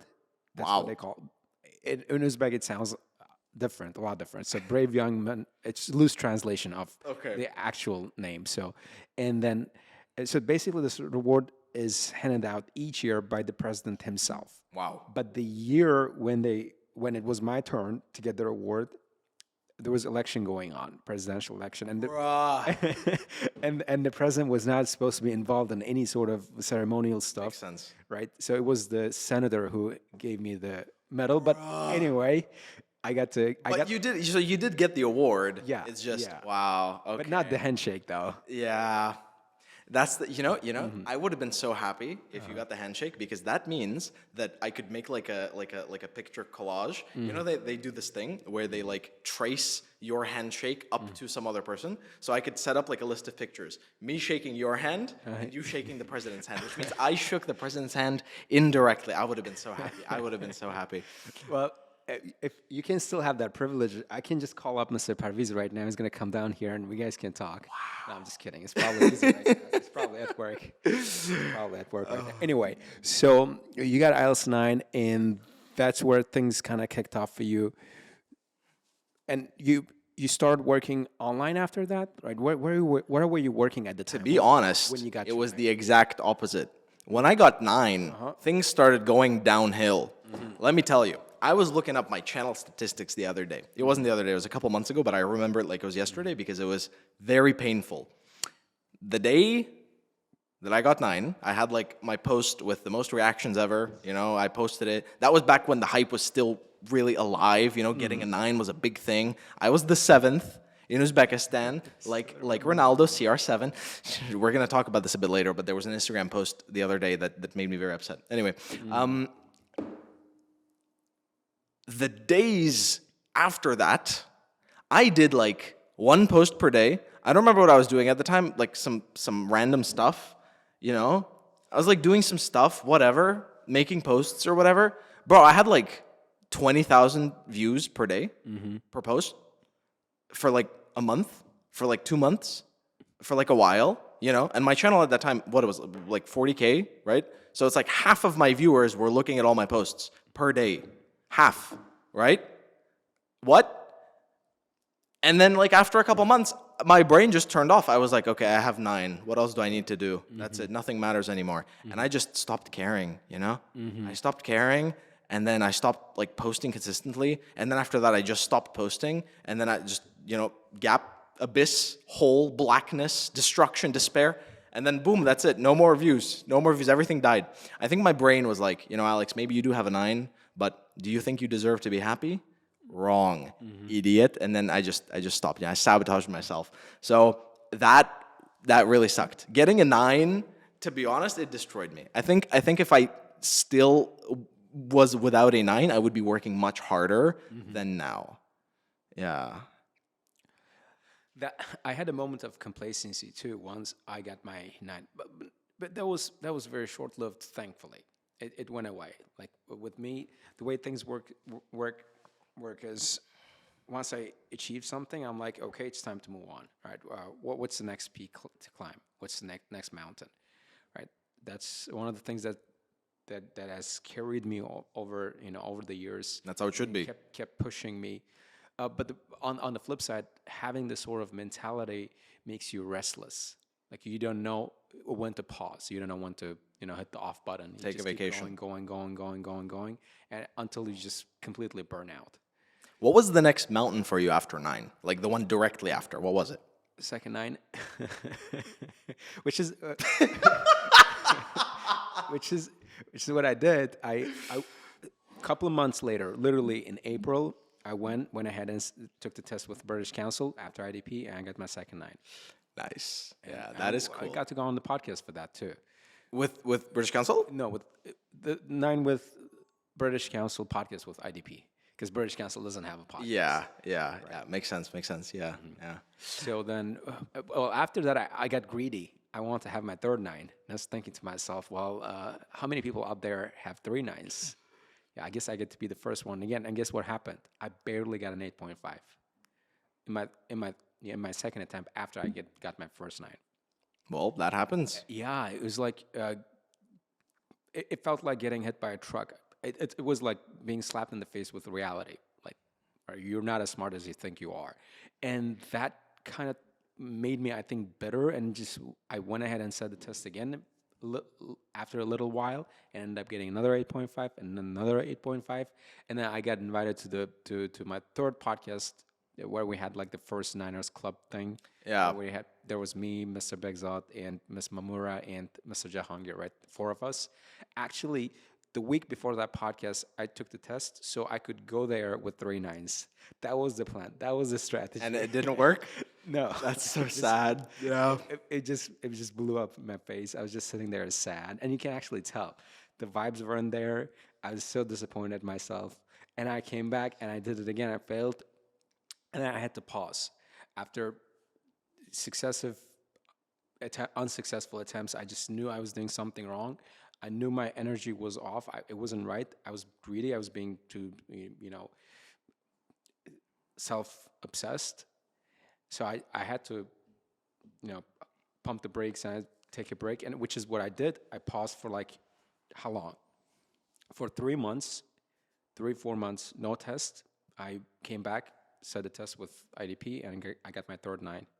Nice. Yeah. Have you gotten a 9 with BC since? Another 9? Yeah, actually. So in 2024, October, I guess. It was October or November. I guess it was in October, I got my fourth 9. That was with British Council. Nice. So I have 2 9s with British Council and 2 with IDP. Yeah. Nice. Okay. Right. That's pretty Gucci. But I'm doing all this now. At this point, if I'm ever gonna retake the test, which I will with British Council, obviously because of the fiasco I had with IDP yesterday. I'm not sure if you're aware. I am not. Oh, you should. Okay, we'll get to that. We'll get to that. Okay. Yeah, I'm gonna do it only for professional reason, just to make sure I'm staying grounded. I'm working on myself, not getting complacent like people do. I remember when I don't remember exactly when, but I do remember at some point I made a meme. It was like in the future. 9 is not going to be like popular anymore. It's just about how many 9s you have. Once we reach like a certain threshold of 9ers, once there's like 100 9ers in Uzbekistan, 9 is not going to be important anymore. It's how many 9s you have. So it's going to be like the first 9er to get 9 10 times consecutively. And that's like really cool. Oh my God, wow, this guy is so smart. And 9, not popular anymore. Just but I think that's really far in the future. No, I don't think we're headed towards that future. We're headed to a future where there's going to be more emphasis on podcasting. The person whose podcast amount is the biggest. Yeah. And I actually saw it. I saw it like after I got my second 9. Like I saw like 9 was not the hype anymore. Like in 2-3 years' time, there would be more not demand, but interest in more of the kind of the free thinking and fun form of expression, like podcasting. Because like taking the test is a form of expression. You are saying you're making a statement to the world. You're saying that, well, look at me, I'm very consistent. Or look at me, I'm pretty good at solving this test. But once you crack that problem, it's not that interesting anymore. So then you have to set yourself a new problem, a more challenging problem, more interesting problem. And I figured it was podcasting at the time because no one else was doing it. And even if they were not as consistently as we are now, or not as not in the fashion we're doing it. Like how many podcasters out there do you see having full-length podcasts in English in Uzbekistan? None. I mean, personally, I haven't seen any, but I'm pretty sure the amount of people who are recording is like close to none. Yeah, and definitely if you're talking about consistency, probably none. That's it. So, and that was the new challenge. Like that's how we came up with this idea of podcasting, among other things I mentioned at the start, before we started rolling. Yeah. That's cool. Yeah. I think for me, what that challenge has been, the thing that I'm working on right now is social media stuff. So what I've been doing recently is I started working with a company where we're making like content, and the point is to make it go viral. Like I've never done that before. Obviously, it's not like it's not a consistency thing. It's more of like an algorithm thing, and the way I'm looking at it is it's an experience. It's like a different kind of mindset. The things that you're thinking about in terms of the content, like being content oriented. Many people are like totally against that, which I support. I do think when we're talking about like the world as it is today, being content brained is not the best thing. But it's like, as you mentioned, the puzzle that you're solving. Like when you were talking about the thing that I realized that I saw in my own life, which is like that, is definitely like making content that people want to watch. Making not just content, right? Anything that interests people to a point where they're not going to click off, right? You get their attention, and then you retain their attention for a period of time. Like that puzzle is a very interesting one to solve. and like being consistent with podcasts. I think those two things are along the same line, because when you're talking about a podcast, right, what would you say has been the most difficult thing to do over this time? I mean, obviously, right, there's like kind of many different fronts. It's kind of like a game of chess where you're playing 5 different games. There's like the equipment aspect, the space aspect, the vibe aspect, the people aspect, etc. What would you say is the thing that you've been working on, the thing that isn't like the others? By far, the hardest thing about podcasting here is getting that guy to work. And that is, and I mean it in every sense of the word, okay? Because I have to I have to swing by his office. He's turning off the cameras right now. Podcast ended, done, finished. Yeah, I have to swing by his room every other week and tell him, we gotta do this, we gotta do that, we gotta get this idea out. You're gonna try this. You're gonna try this transition. How about these effects? Right. Bruh, that's really. If I had a penny for every time I had to go and pump this guy up about podcasting, I wouldn't have to have this podcast. I could just retire, honestly. Oh, that's really funny. That's so funny. And I mean it. I mean equipment stuff you can buy it online, right? With the guest thing, thankfully we've been very lucky with guests. The hardest thing so far has been getting this guy to work. So I'll tell you something very funny. And not just getting him to work, getting him excited about podcasting. Oh. Getting him excited about because I'm always telling him, all right, listen, in 5 years' time, we're going to have this guest on the podcast. In 10 years' time, this podcast is going to be there. And it's going to be so hyped up, or people are going to be so curious about this podcast, we're going to have that guy coming in. And you get to be the one rolling the cameras. How do you like that idea? Who is that guy for you? Tell me, like, the star guest. It's either Andrew Tate or Donald Trump. I don't find this idea laughable at all. I mean, if you think about it. Well, no, I mean, admirable. I just think it's funny because it's like those are the two options. Like the way it's presented. No, I'm not laughing because like I'm laughing at the idea. I'm laughing at the contrast between the two guests. It's like saying like, okay, either the president is gonna come or I don't know. I can't think of anything funny, but it was just funny when you said that. Anyway, I want to mention that I'm going through the exact same thing. Like employees and finding people to work with that, as you mentioned, you got to get them excited for it. Because I can see you're excited for it. You're excited to be with the guests. You are in the atmosphere of it. And like, I'm having a really good time vibing with you, right? Thanks. But getting other people in there that are in the same mind space as you is like super hard. Like that's actually one of the reasons I think why I decided to go and work in a company for making content, not just making content myself, because I've made content myself. I've had a bunch of like videos on my channel. The bottleneck is somebody to do the rest of the journey, the rest of the way, right? Because the content is here, but you got to also make it. You got to do the editing. You got to do the this, the that, the this. I got to give you one hint. I got to give you one like piece of advice I'm throwing out there. Please be my guest. Fire. That's a joke. I'm joking. Training employees. I'm not sure if there are any like really nice teaching centers for like media work in Bukhara. I don't know about that. I know that in Tashkent there's a place called ProWeb. I have heard some things about it, some good, some bad. There's like a lot of online courses where you can like get a course. Like you can actually get an employee who is already passionate in the work and then train them. Oh, and at this point, he loves his job, don't you, Mr. Abdul Malik? I mean, he loves it so much. I do believe that. He actually took up an online course, right? Wow. On After Effects. He's doing a course on After great. Effects. Did you see our recent edit? I did not. I think you should check it out. I will. It was cool. We should That's check great. It out. That's cool. Right now? Yeah. Let's do it. I'll share it right I'm going to rate it. I'm going to rate it from 1 to 10. You have to check it out. So I'll share it just in a second. That's really cool. Lee, share.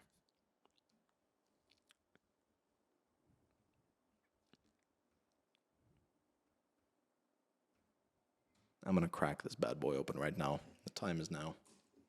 There you go. Guys, I promise, I don't drink soft drinks all the time, okay?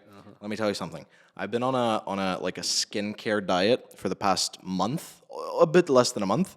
Skincare diet means it's not for losing weight. I am working on losing weight. Stop fat shaming me. But the diet that I've been on, the purpose of it is to help my skin clear up a little bit. So I'm not eating anything, or I should not have been eating anything other than rice and boiled meat.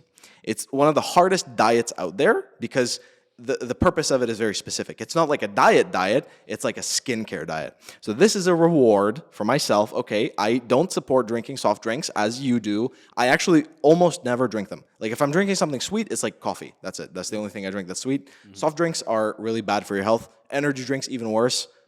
Coffee is the way to go sometimes, but yeah, that's it. This is a reward. Yeah. Here we go. Oh, my mobile data doesn't work here. Could you? Yeah, hotspot him. Sir, can you hotspot him real quick, please? Oh yeah, hotspot me right now. We are gonna reveal your hotspot name and password on the podcast. Everybody's gonna see it. So when you're like walking through the city, people are gonna start connecting to your phone and they're gonna hack you. So you better be careful. Okay. So I assume it's called. Okay, I'm not gonna say it out loud. Okay, do you want to put the password in, or should I? Oh, okay, that's a very difficult password. Nobody could ever get it. Okay, beautiful. Okay, you know what you should do? Okay, here's another idea. I'm sorry, I just love suggesting ideas. Maybe you've even considered it yourself. You know how Joe Rogan has Jamie, right? So he always like pulls stuff up. You gotta get Jamie. You gotta put like a table right there and just like set him up with a computer and a projector right here on the wall or something. Yeah, that's genius. We actually had that idea, but then we thought people say we're just a copycat. Yeah, that's fair. Try to be original. I mean, yeah, okay. But that's a great idea. Check it out.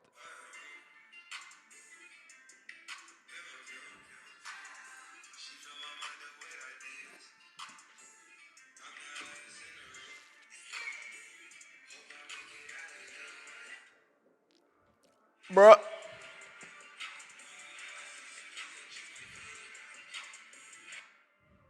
I love that. That's really cute. There's another one. Okay. There's another one? Okay, show me. You gotta show me. I'm gonna leave a like and I'm gonna share it so that it becomes really popular. There we go. Okay. What is the one that starts with you showing your eye? Is it on Instagram? Where did you put it? I don't see it on our YouTube page. Okay. Let me see. Oh, I know exactly what the IDP thing is about. Oh no. I was gonna talk to you about that. I really wanted to talk to you about that. I mean, sure, we can get into that as well. Oh my. Is that something you're okay with talking about? 100%. Okay. I'm Damn, all all right. Ooh. You know, I hope you know something. I have the full intention of like keeping up the act and like being really engaged for 5 hours. That's my plan, because I saw that you have a podcast that's genuinely 5 hours, and then you told me that we're okay with doing a long podcast. I'm not gonna at any point be like, oh my god, I'm so tired. Are we gonna end this? That's not happening. You're gonna be here until 1 a.m. We're gonna make a podcast. Yeah, there was this one time. It was 2 o'clock in the morning. 2 o'clock. Was it the one with the Everest founder? Yes, sir. Yes. Yeah. And that's the one where we did not have 2 hour of audio. It was 4-hour long podcast, and 2 hours of it, audio wasn't there. So it's actually 5 hours, but that's crazy. No, we actually kept the whole podcast. It's just the second half of the podcast, the audio quality really sucks. So you kept the audio quality from that. Okay, exactly. Okay. That's fair. Fair. Okay, so where's this new video? I gotta see it. Mr. Abdulmalik, waiting. Oh, he just shared. Oh, with me? No. Okay, yeah. You see, we put it on Instagram, not on YouTube though. You gotta post it on YouTube. Let's not call people out. Okay. It's some decisions happen. Okay.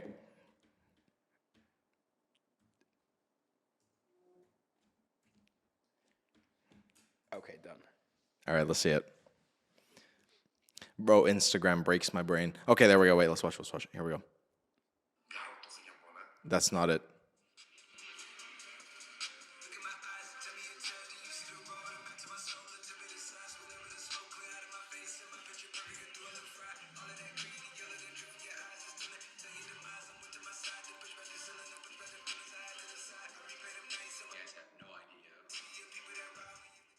Wow. Yeah, that's great. That's really cool. Yeah, I really love the visual hook with the eye. I think what really makes this short great is the music, not so much the scenes. I mean, I like the scenes, but the music is dope. You said you're not into music. You just do you like the song, or do you like the way that the song like adds to the video? Exactly. Yes. Yeah, that's true. And That's that's true. what I've always told him. I've told him that podcasting is not exciting, but with shorts like that, you can make it exciting. So here's the game plan I've given him. I've told him he needs to have pre-podcast footages and on-podcast footages and after podcast footages and editing and mix them up into a short like that with some cool music. Yeah, I would say so. Yeah. That's how you sell it. That's your package. That's your package. I think that's a great way to go. I think that is definitely a very good way to go. I would say one more thing is, like, in terms of, like, what I've noticed people are really into in shorts, taken out of podcasting. Like, you take one moment of a podcast, because, like, as you can see, like, the way that we talk is we kind of go from idea to idea. We share ideas that relate to each other, right? So you take one of those specific ideas, and then you overlay a bunch of footage on it. So basically all it is it's like the voice as narration, right? You're like narrating something, and then you add a really nice visual to it. I think this is a really cool kind of like teaser for a podcast. Yeah, that's what the point is. Yeah. Isn't that what they call B-roll? It's exactly B-roll. Yes, B-roll, like exactly. additional Yeah. Yeah, exactly. We actually tried doing that. We started doing it. We've done it with. I saw at the beginning you did something similar. Yeah. I mean, yeah. Like, I think, like, podcasts, most people, why do they do podcasts? It's so that they can get shorts. That's the only reason why. And moreover, in many cases, the people that are producing the podcast are not the ones that are making the shorts. The people that are making the shorts are literally just some random people that get some benefit out of it, which in most cases is views. So, like, if you look at the accounts which post, for example, Joe Rogan or whatever podcast shorts, that's not related to Joe Rogan. It's just some random guy who clips that, and then they post it, and then Joe Rogan gets the clout. They become popular, right? The people making the podcast, but the person who is posting it gets money. So I think that one of the reasons why podcasting hasn't like taken off completely in Uzbekistan, I think, is because YouTube isn't really monetized. So there's no incentive for people to promote others. Like, if you're promoting someone, you're promoting only yourself, and that's it. So I think that you've really taken like a kind of, you know, ahead of the curve move, you know, because then in the future, like, when people are choosing which podcast they want to tune into, like, you're on episode, 200, while others are only on episode 20. So who's got the better podcast? Obviously the person who's been at it for 200 episodes. Boom, boom. Genius. There we go. And that's what I've told them from day one. You just got to be patient.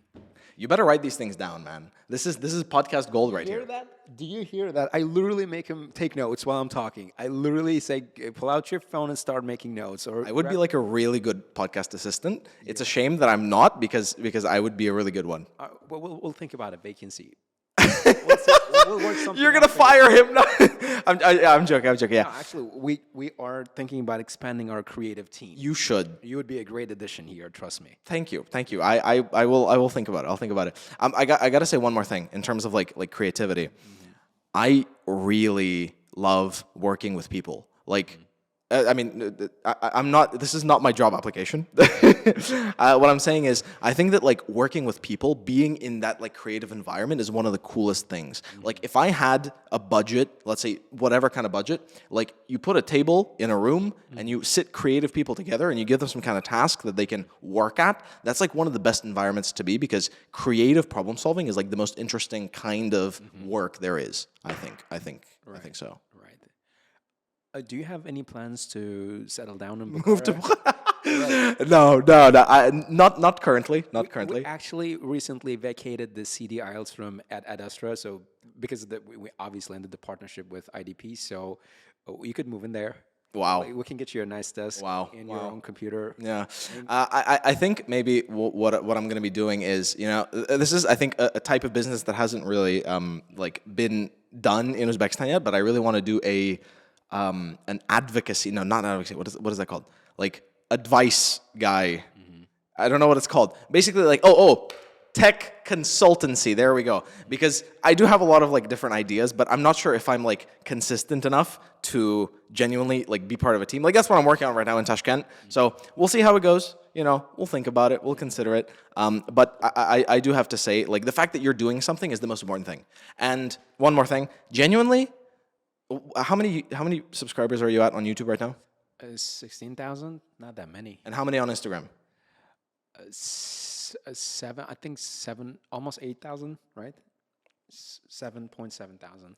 Unless they're both at like exactly the same number, realistically, just post the same shorts on both. Because I don't think there's a significant difference. Like, unless you are literally the god of algorithms and you know exactly what the algorithm is looking for on both platforms, like there's literally no disadvantage to posting the same shorts on both because a lot of the viewers are not your subscribers. So when you're putting stuff out, like you should just increase your reach and that's it. Also TikTok, a lot of people are actually on TikTok. So like you do want to look into that.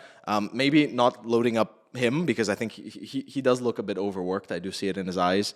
You know, he's a motivated guy, but you know, I do have compassion. I do feel some compassion. So try TikTok. Try to find somebody maybe who is like really into TikTok.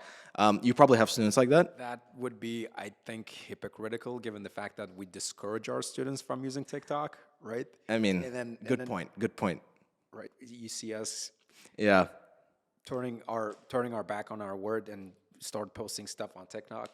I mean, yeah, really bad message. That's true. That's true.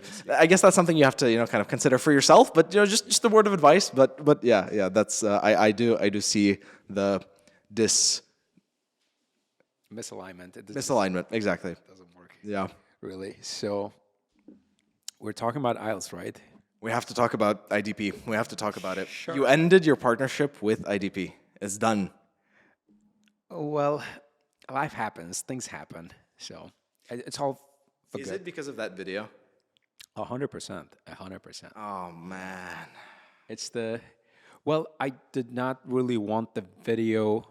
At first, I got a little mad. I admit, right? My emotions got the better of me. I'm not gonna lie. And I did ask them for a correction video. My original intention was not just to take down the video. I was so furious that made that video. I asked them to make a correction video. And then I realized it was a little too much to ask and might come across a little disrespectful to the other guy because I know how much he's working to. And when I say other guy, I'm talking about Mr. Begzot. So all I asked him was a conversation with the guy who posted the video on his channel, who's Alisher Sadalive, who turned me down because he thought I was just being arrogant. While I was, I think, making a very rational request, right? So, and well, they left me no choice, honestly. They said they were going to make a correction video, and then the correction video was actually even faultier. It was more faulty than the other video they dropped because there's no logic there. So with the first two Niners, you're mentioning the day when their results came out. With the other Niners, they're mentioning the day when they said the test. That doesn't compute in my head, honestly. So then what I said is you take down both videos, put an apology message saying that it was just a mistake on our part. We all move on and we'll still be friends. That's all I asked for, honestly. They don't want to do it because they just don't want their ego to take a beating, I guess. Yeah. But I totally get it. People are wired different. Things are wired different. And it's maybe I'm just barking up the wrong tree here. I don't know. Things didn't sit well with me. I put out there what I thought, what was on my mind, and do I regret it? Some parts, yes. Like, I know I could have done things better, differently. I could have been, I guess, kinder. I could have been a little more understanding about the fact that it's a big platform, it's a government agency, but the part that I didn't like was actually arrogance on their side. The fact that they think government agencies or people in position of power are supposed to be infallible. But where did you get that idea? There are humans just like us. They make mistakes. Why are they not willing to admit it? Because the way I see it, like, it's one of the things I've learned about myself. When I'm not willing to humble myself, by reminding myself that I'm human after all, that I make mistakes, that I should be comfortable apologizing to people, then I'm a bad boss. I really am one of those psychic bosses who thinks that they're top of the world and that they have all the power. No, you don't. You just got to admit that you're in the wrong and try to work out a solution that reconciles things. But they weren't even making steps towards it. And that's how I see things. Maybe they see things a little differently. Like Umijan said in our private conversation, where he said, like, some people see 6, others see 9. I get that philosophy. I understand. But at the same time, it's no good business comparing to teachers. And that's one of the reasons why I did not claim the first Niner title when the results came out, when I could have, because respect means a lot to me. Just simply for the work he's been doing and for his age as well. And we could just leave it at that. We didn't really have to bring it up again. And they did. Bruh. Right. So I made those. Did you read those messages actually? I actually... You might want to look through them. I just opened the channel yeah, wow. Just look through them real quick. Just look through them real quick. Yeah. Just real quick to give you more context, because I really want you to see where I'm coming from, and that I'm not getting emotional here. I think all I asked for was a simple conversation where we could just talk things over, like 3 adults. I guess they simply probably just looked down on me, and they're like, he's just a teacher. He doesn't know what he's talking about. And I was like, fine. Okay. Yes, I am a teacher after all.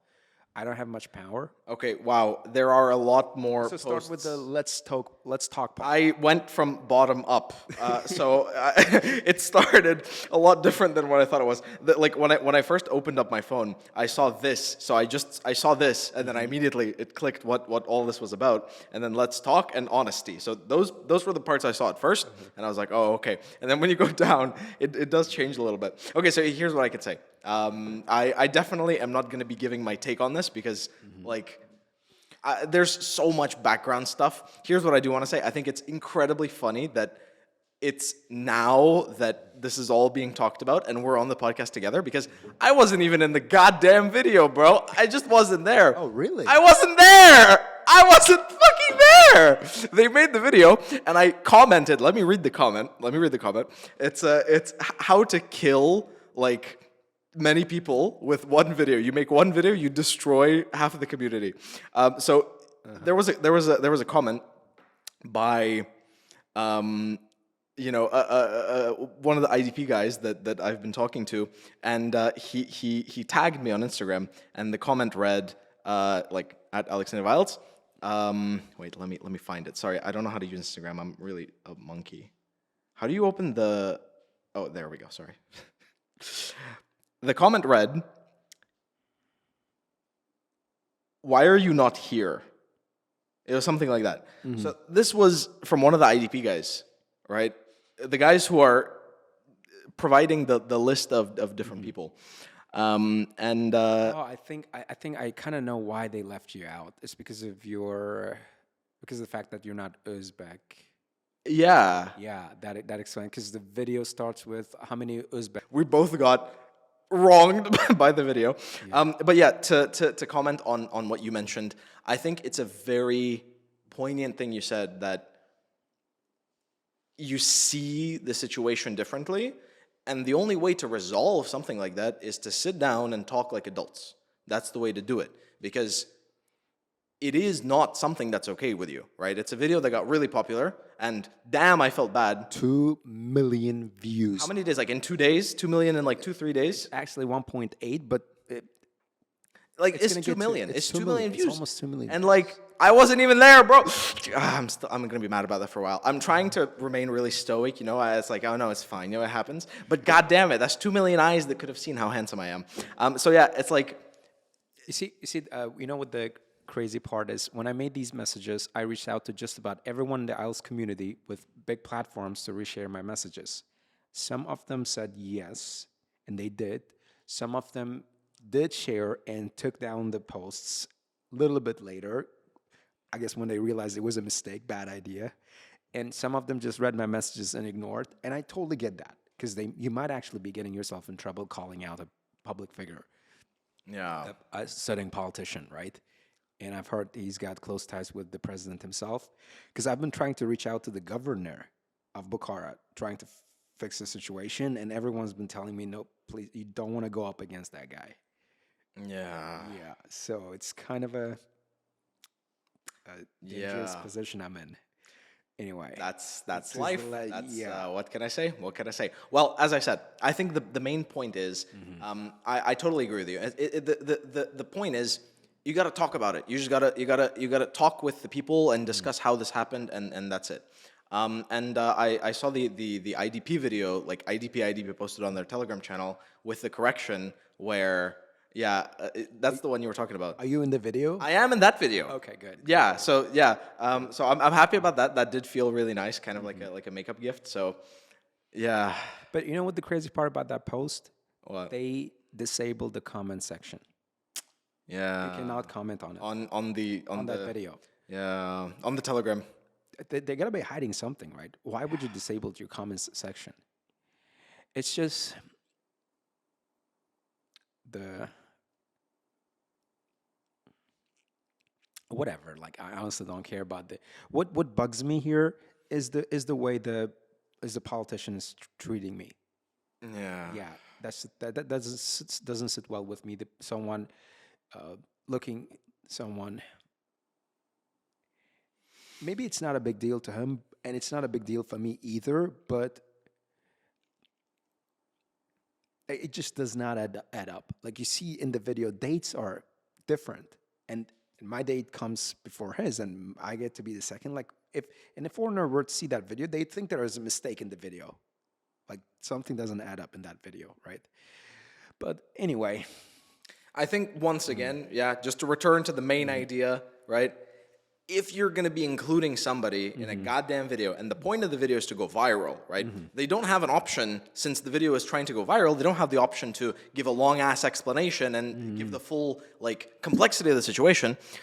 If you're going to make a video like that, you got to talk to the person first. I am sure, I mean, I do understand that, like, obviously you have your own views on it, right? I am, like, almost 99% sure if they would have come to you first to talk about it, and you guys would have, like, adjusted some things and made it in a way that is fair and honest, I'm, like, 100% sure that you would be okay with the video being posted, right? If they came to you to talk about it, correct? Am I correct? So I think that's kind of the main thing, that they're making a video about you without including you. I think that's kind of what feels the worst. you know, it's actually completely fine if it's a fan video.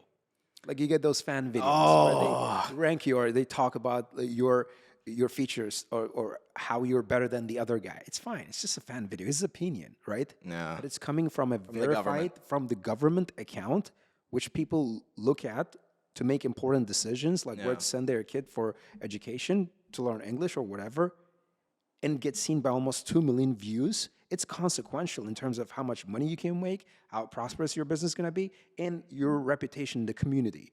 Yeah. Do you not understand that? And that's what bugs me. And it to the point that it makes me wonder if they are in it, all of them. Alisher Sadulayev himself, IDP, and the other guy. Not saying they are, but it just makes me wonder. Because I know the kind of money involved in this thing. Maybe they're all well-intentioned. I don't know. But I'd like to know. And I deserve to know. I gotta say one thing. I think realistically, like, there is another thing that I've kind of had on my mind. Realistically, probably a lot of what they are doing is based off of what we could call the public image. So the way that things turned out originally, in terms of the order in which news came out, like, Bigzad Makhmedov was the first person to kind of blow, right? And then after a while, it was you, because of the order. I think that's what they based it off of, the public perception. That's how they made that video, because obviously, right, if you look at the dates, et cetera, et cetera. So that's, like, another thing that's, like, really conflicting. Like, you gotta ask if that's okay with the people who are actually in the video. Yeah, that's a bra moment. Massive bra moment. That's It's the... Sure. I think I've made my peace with it. So I got one more thing I'm going to be doing about this, and after that, I'm done with it. I'm just gonna close that chapter and move on. I think the thing you should be doing is you should get Begzod Merhailov to be the next guest on the podcast and discuss it. I'd love to have him on the podcast, but I think he's not involved in it. Yeah, I don't think he was involved. Honestly, I don't. Unless he was involved. There's no way. There's no way. I don't think he has connections that high up. Yeah. There's no way. There's no way. I don't know how like Tanış Bilish works. But I do know it works, but I don't know how well it works. The crazy part, they had kind of an interaction somewhere on Twitter, I guess. He posted something and Aleksandr Finkelshteyn commented on it. I don't think that constitutes Tanış Bilish, but also who uses Twitter in Uzbekistan? Wait. If you know about this, that means you use Twitter? On occasion. Wait, is it because you follow Andrew Tate?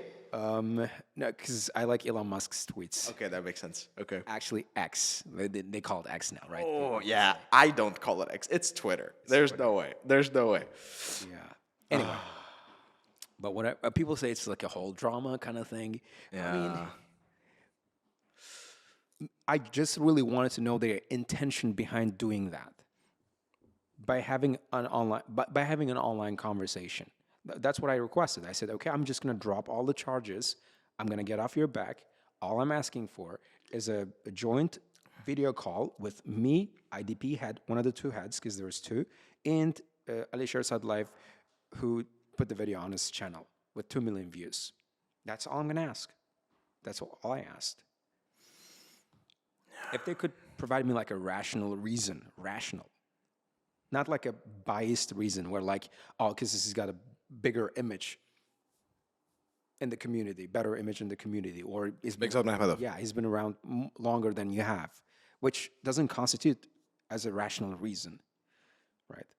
But if they were to tell me, okay, we're doing it because this is our agenda, that's what we're trying to accomplish with IDP. At the moment, he's working as an examiner there. So we're trying to get more students, or trying to get more people sign up for the test. Okay, that sounds like a good strategy. You got my blessing, go for it. Is it just me, or is the temperature in the room getting just a little bit hotter? No, I'm joking. It's not about the AC. Yeah. Bro. I don't know. Oh my God. Drama. There's a lot of conspiracy theory going on here. But anyway, maybe there's... Maybe there are a lot of maybes. I think the simple explanation... I just wanted to clear things up. Yeah. That's it. That's all I asked for. But I was intent on them taking down the video. Because you know what? Because there are a lot of annoying pricks out there who's going to say, oh, he's the first niner because there's that video. There's that public record. Yeah. And that really bothers you if you think about all the work he did to get to that point. It was not easy. I'm saying it's easy because I'm well past that point now. Like, yes, I can just show up to the test and get a 9 on any day. If with some luck, obviously, but there was a lot of work that went into getting that. And it was something that we did really trying to put this school on the map. That was the whole reason behind getting the first 9, so that people would associate the school with having the first 9er. That was the whole thing, the whole idea, the whole reason why we were chasing that number. When we actually know in the real world, those numbers don't mean anything. People judge you by the way you treat them. People judge you by how you can help them. Right? People judge you by your character. Ultimately boils down to your character, like the kind of person you are, not how much money you make or the kind of car you drive. Who cares if you're a billionaire but you treat people like, trash? People wouldn't want you in their lives. So it meant a lot at the time. It doesn't mean a lot now. Maybe it does, maybe it doesn't. But what they did was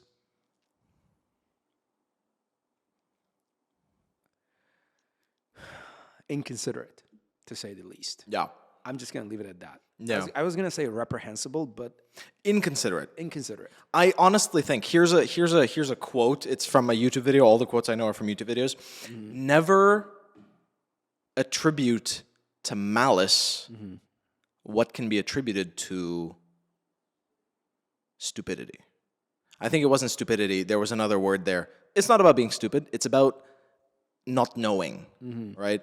And I think Ignorance. ignorance, yeah, that's the word, exactly, to ignorance. Because ignorance is almost never about purpose. There's no purpose in ignorance. Ignorance is the absence of knowledge.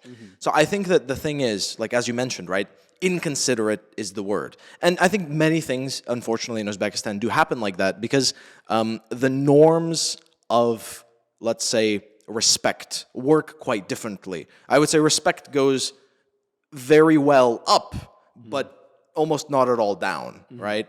In terms of age, mostly, and in terms of other things, status, et cetera, et cetera. So I would say that, like, yeah, that's the way it is, and I think it's. I'm as I said, right? I don't have a horse in this race. Other than the fact that I wasn't in the goddamn video. Apart from that, so I don't really want to comment on like the whole situation with you being the first or Big Zod being the first. I'm really good friends with them. I've worked at IELTS Zone. I don't like represent them, and I don't represent him definitely. But I would say that since I don't want to comment on that specific point, I 100% am supporting your right to be represented, right? As a person who was not represented in that video at all, right? We're in the exact same situation because it's inconsiderate, 100% inconsiderate, which is not, as I think, and as you said, as I think, not out of malice, but just out of ignorance. And it's unfortunate, but it is the way it is. I don't think it's out of ignorance. You don't think so? They knew well. Oh, God. They knew well. They had. How do I know?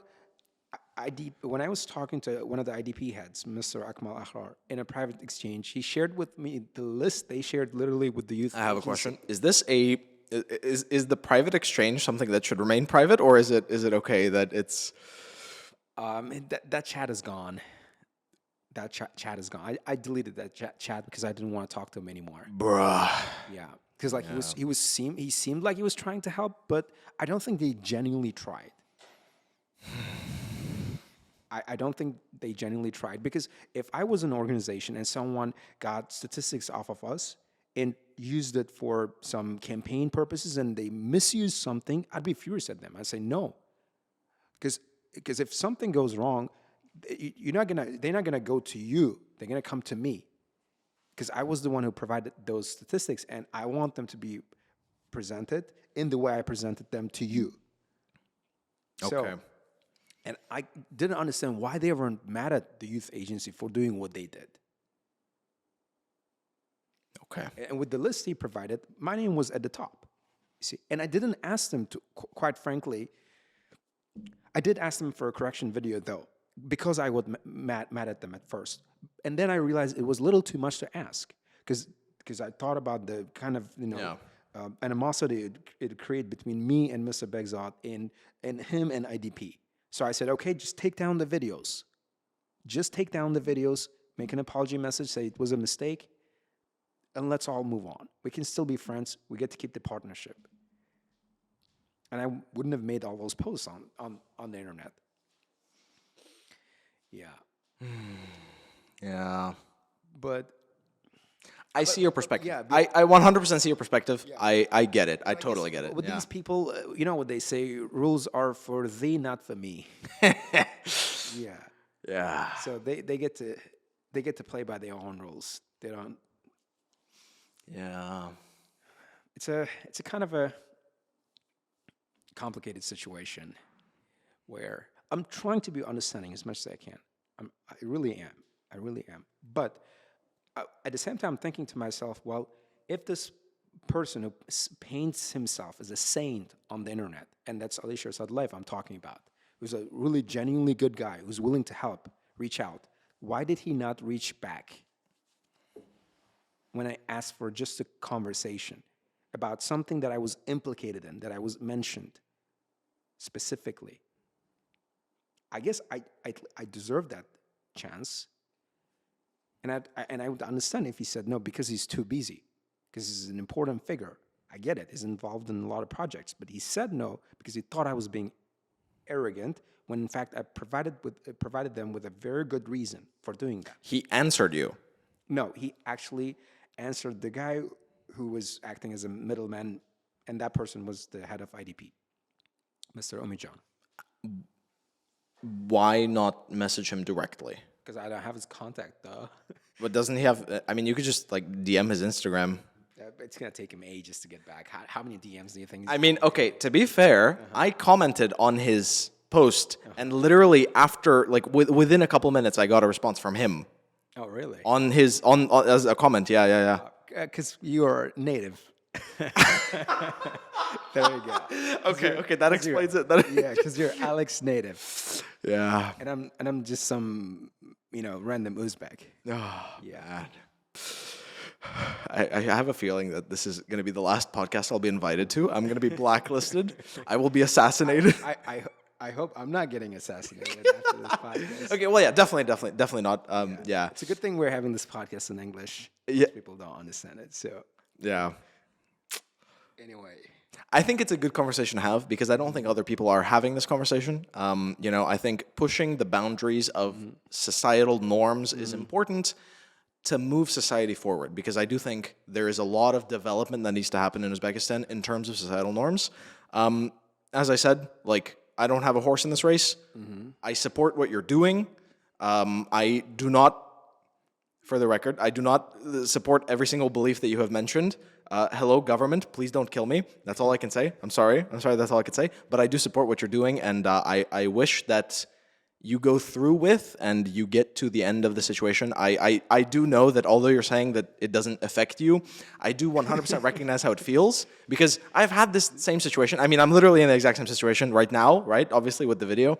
But, I don't have a business. I don't have a building.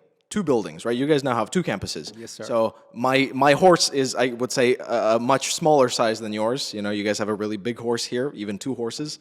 So I wish you all the best. Yeah. actually 3 horses, including Mr. Abdul Malik.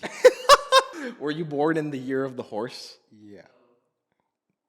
You are just a horse. You are a workhorse. Yeah. Wow. Oh, literally, he's actually a body power lifter. He's a power lifter. Damn. I tried powerlifting. I went one day. The guy that I was like, my trainer, he told me, hey, like when you're powerlifting, you want to work on one muscle group at a time. I said, fuck you. I'm doing everything in one day. I did everything in one day. Yeah, you should beep. I did everything in one day, and then I had a week of recovery. I was in pain. Like the next day, I couldn't stand up. I squatted, what was it? Like I think 140. No, that's a lot. 70.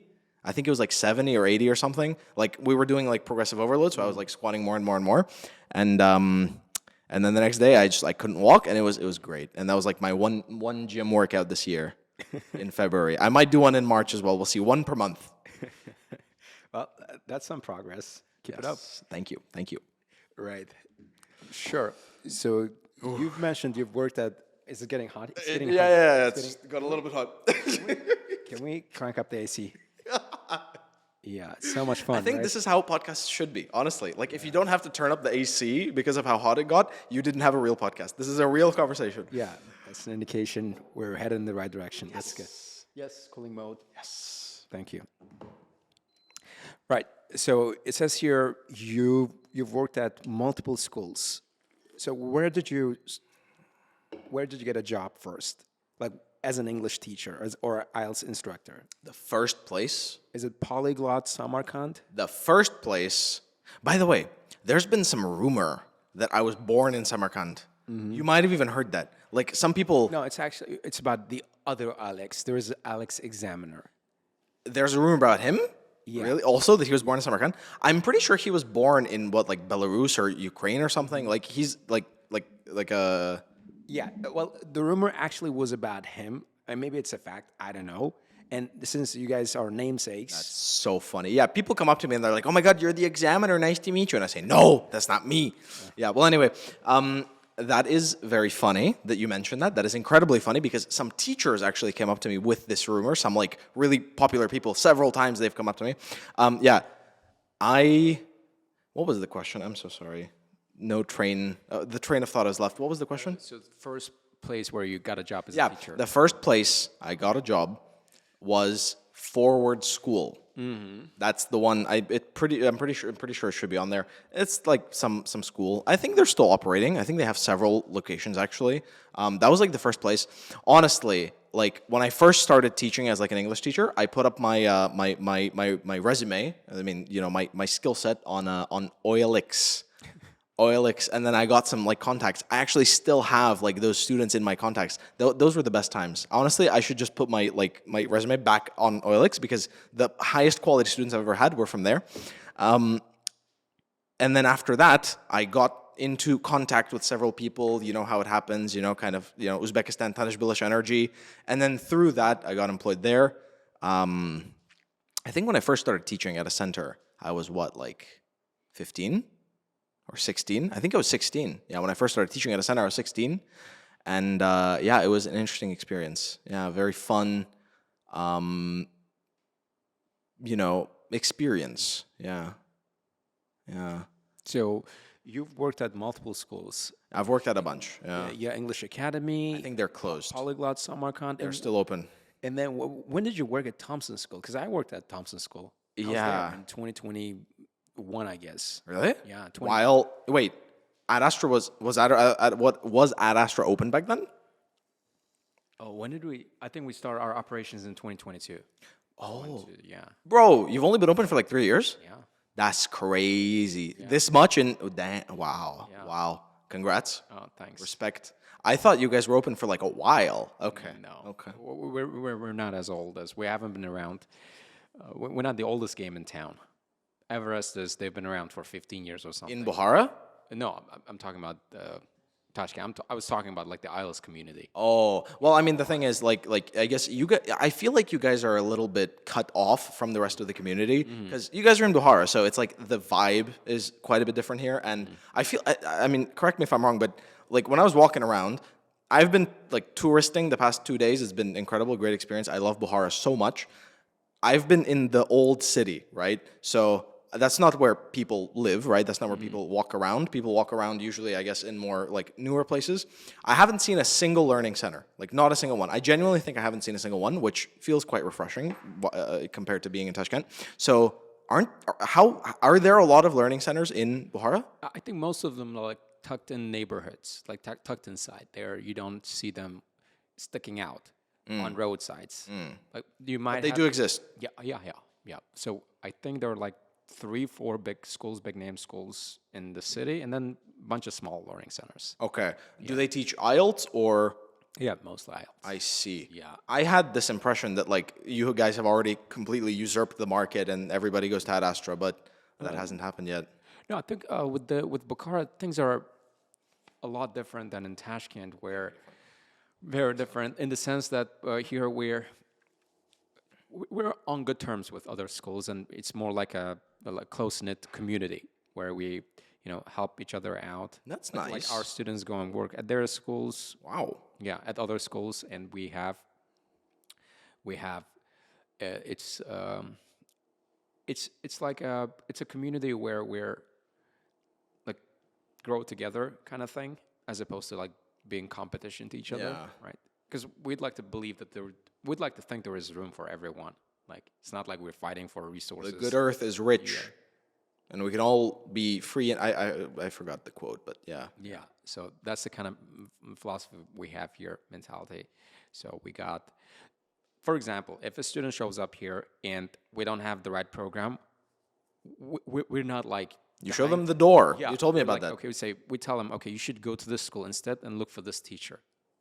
We'll literally, cool. we'll literally refer them to teachers working at other schools if we think they're better off somewhere else than they're here.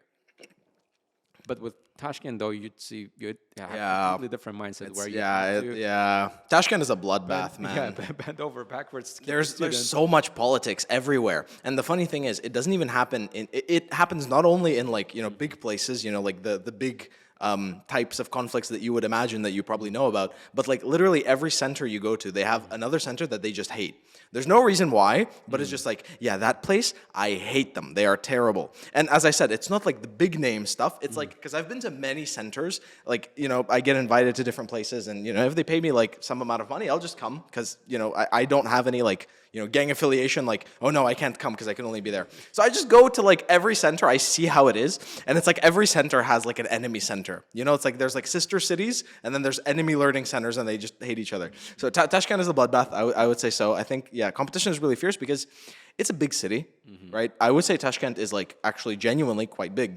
Even on a global scale, as far as I remember, it's like the second biggest city it's probably third biggest city in the CIS region, right? So post-Soviet Union, it's like one of the biggest, genuinely. And there's a lot of people here, different people, and especially now that people from the regions have really been coming a lot to Tashkent, it's just a lot of competition. It's tough for them. Every person that I am like personally friends with that has opened a learning center in Tashkent has come to regret it in a very short period of time, like greatly regret it. And I feel bad, Yeah. That's why I think that Bukhara is like a bit different. I mean, obviously, not that it's like easier, but I just think that the vibe is different, Yeah, the vibe for business owners and for people. And plus I think there's like a huge surplus here. Surplus of Students. That would make sense. Yeah, right. Because like usually what happens is when people come to us, we have to put them on the wait list. Genuinely, you guys have a wait list? Oh, true. We have people sitting on the wait list for months. For months, simply because we're short on teachers, or there's not enough space. That's crazy. And the reason is because of the setup of the class. The maximum capacity is 12 students. You cannot go past that. We don't have like 30, 60, 100 student lectures ever. Strongly against it. And that's probably why we have a surplus of, students and shortage of teachers. Right. The word waitlist, I don't think any learning center in Tashkent has ever had this word. They would rather just grab like the teacher that's overworked the most and just be like, okay, you're opening a new group. There's one student right now. You're going to open. It's going to be at 6 a.m. and you're going to come. And you don't have a choice. And that's it. I think that's what they would rather do than to open a waitlist, undoubtedly. Because, yeah, like if you reject a student, literally the next millisecond, they're just going to walk across the street, next learning center, Yeah. So what we're trying to do here is because we see there are a lot of different variables, like a student's availability, their language preference, and their level, and their expectations. So we got to really try to take into all these different factors, as opposed to just taking them and throwing them into a pile of different students of different levels and expectations. And so, because we see a bunch of problems coming down the line if we do that. Yeah. So to preempt those problems, what we do is there is like a lengthy, time-consuming, filtering, sorting process, but it's really effective. Because once you weed things out, then it's all downhill from there. That's the way it should be. Is that what they say? Yeah. Well, I mean, I guess if you're talking in a positive way, right? It's all uphill, I guess. Yeah. Well, I mean, uphill is also negative. Yeah. No, you can actually say downhill too. Well, downhill, I think in most contexts is negative, because if it's all downhill from here, it's like in a negative way always. It's like it goes down like down. But if you're going uphill, you're struggling, so it's also technically negative. I would say that we should get Mr. GPT on this. I think it's so funny that like people think that ChatGPT is eventually going to replace teachers. Like, considering how much teachers actually do, there's no way. I use ChatGPT in literally every lesson I've done, like, since I think I got premium. I've literally used it in every single lesson just because, like, there's no reason to not use it. It's fantastic. But, It like, is. yeah. But, Godsend. yeah. Oh, it's what? It's a godsend. Godsend. It is. Oh, my God. But there's no way that it's going to replace Oh, teachers. you I can don't see actually it. say go uphill. You can? But is it positive? No, it's as though it's less common. Yeah, I've never heard people say go uphill, and also when I think about it, it sounds negative because it's like going uphill sucks, you don't want to go uphill. Yeah, so anyway, I wanted to say, like, in Tashkent, if you want to go to a learning center and you want to get courses, you can start like the next day, always. They're just going to be like, yeah, we'll put you in, yeah, let's go. Like, they always figure it out for you because competition is so hard. Like, doing that is fantastic because, like, that is definitely the way to go with all these problems. And in terms of language, just out of curiosity, I know that like in the regions, there's a lot more of a language variety, right? Have you guys ever done like a group or opened a group where the primary language is Tajik? I'm just curious. Just curious. Actually got asked this question by Mr. Urakov. Oh, Khurshid Rokov. Yeah, Everest founder, when he was on the podcast, he was thinking about expansion and coming to Bukhara. Oh. And he was telling me that if he ever did that, the hardest thing about it would be finding Tajik teachers. And I'm like, why would you need Tajik teachers? He's like, because to teach Bukharian students. I'm like, no, you don't need Tajik. We all know Uzbek. We're taught Uzbek at school, right? That makes sense. So Yeah. no, Yeah, you never have like. That makes sense. But in fact, it'd be hard to teach students Tajik to English. Yeah. Because exactly. 50% of the Tajik words are Russian kind of. Exactly. Just gonna backfire. Oh. Yeah, it's exclusive content, premium content. You gotta open like only IELTS, you know? Yeah. So where were we? Oof. I think we stopped after the the stuff we've been talking about. I think we took a break there. Yeah.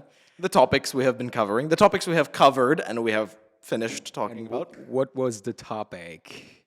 It was the topic, the one. There is one, that topic. Yes. And then we took a really nice thumbnail with this beautiful instrument right here, which I have acquired today, which I am very happy to have acquired. Oh, do you know how to play it, by the way? I have no idea. I was thinking that somebody here might know how to. Unfortunately, we didn't find anybody. That does kind of suck. Why don't you give it a shot? I know how to play Twinkle Twinkle Little Star. All right. I'm going to play it right now. Yeah. You guys are in for a treat. Okay, wait 1 sec. Let me get my bearings. It's right here. All right, here we go.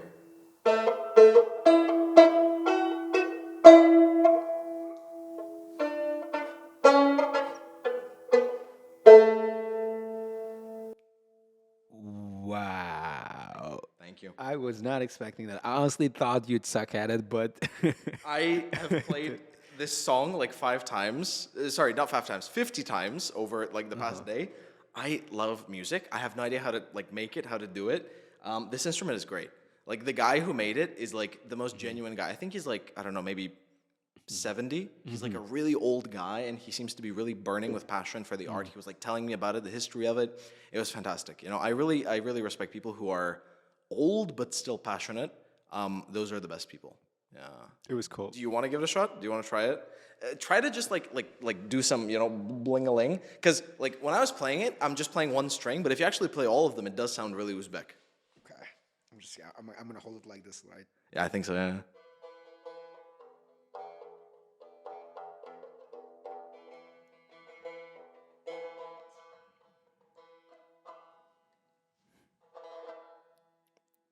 That's all I got. Wow. Wow. I mean, not as good as yours though, but he was pretty good.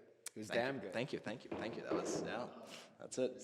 Let's put it, let's let them see it. My favorite part is this little design tidbit right here, the rose. I'm pretty sure it symbolizes something. It should, I think, but yeah, we gotta let them see it. Yeah, there we go, like this. I see you trying to be real gentle with it. All right, so back to your work experience. Yes. So you told me you worked at a bunch of different schools. Here it says you worked at Thompson School, at IELTS Zone. So we're talking Thompson. Yes, Thompson School. So I was there in 2020, 2021, I guess.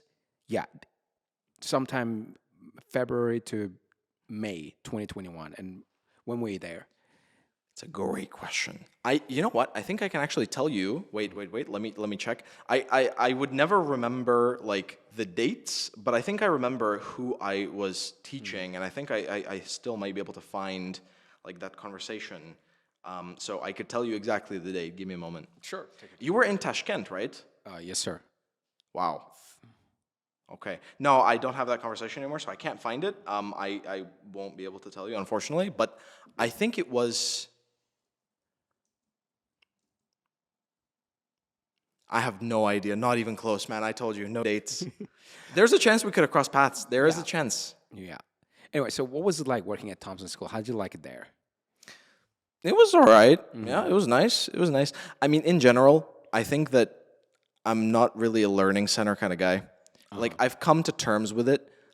That kind of business interaction is not my thing, you know?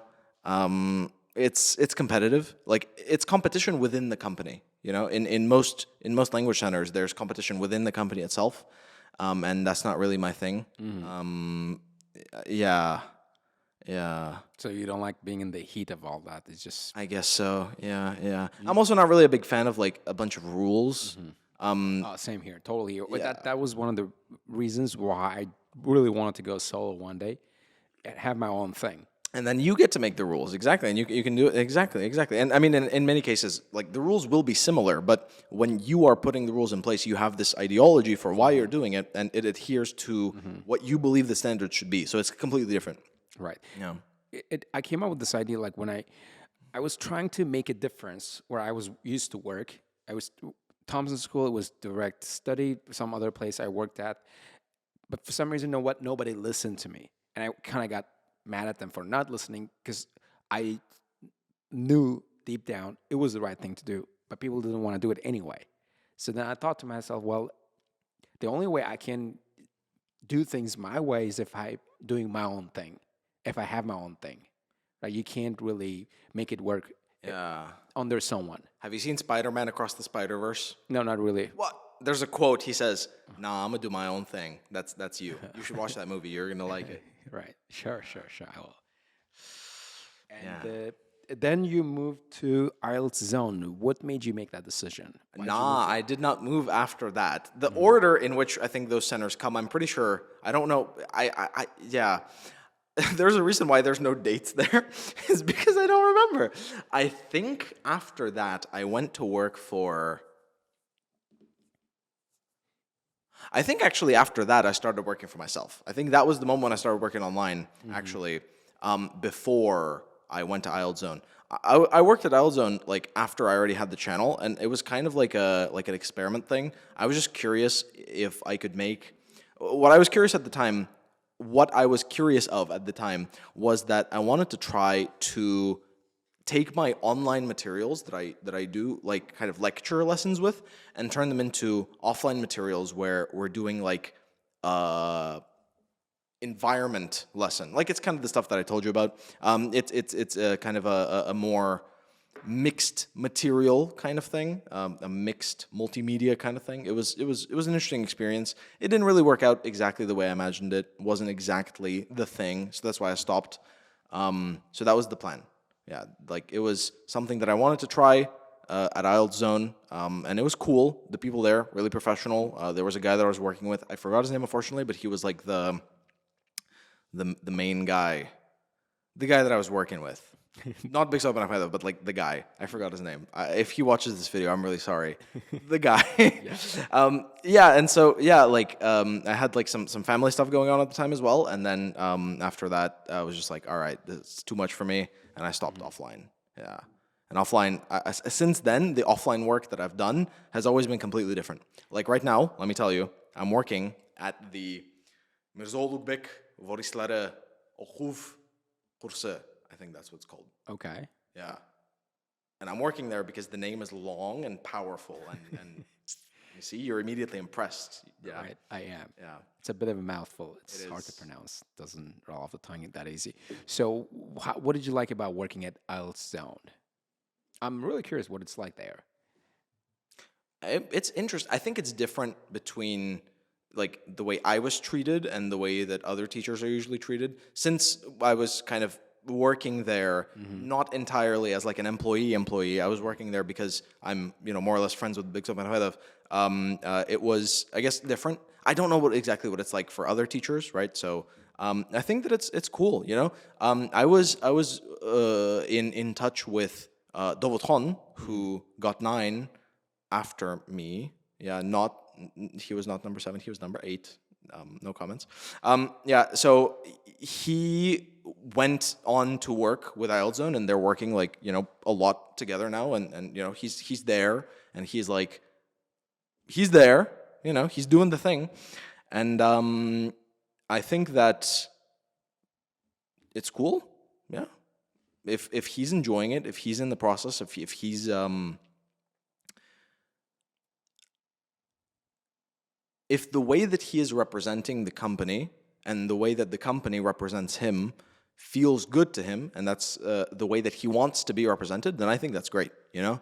It's just, I think there are many people, and I am one of those people, where, as we have both agreed on, like, I'm not really a rules kind of guy.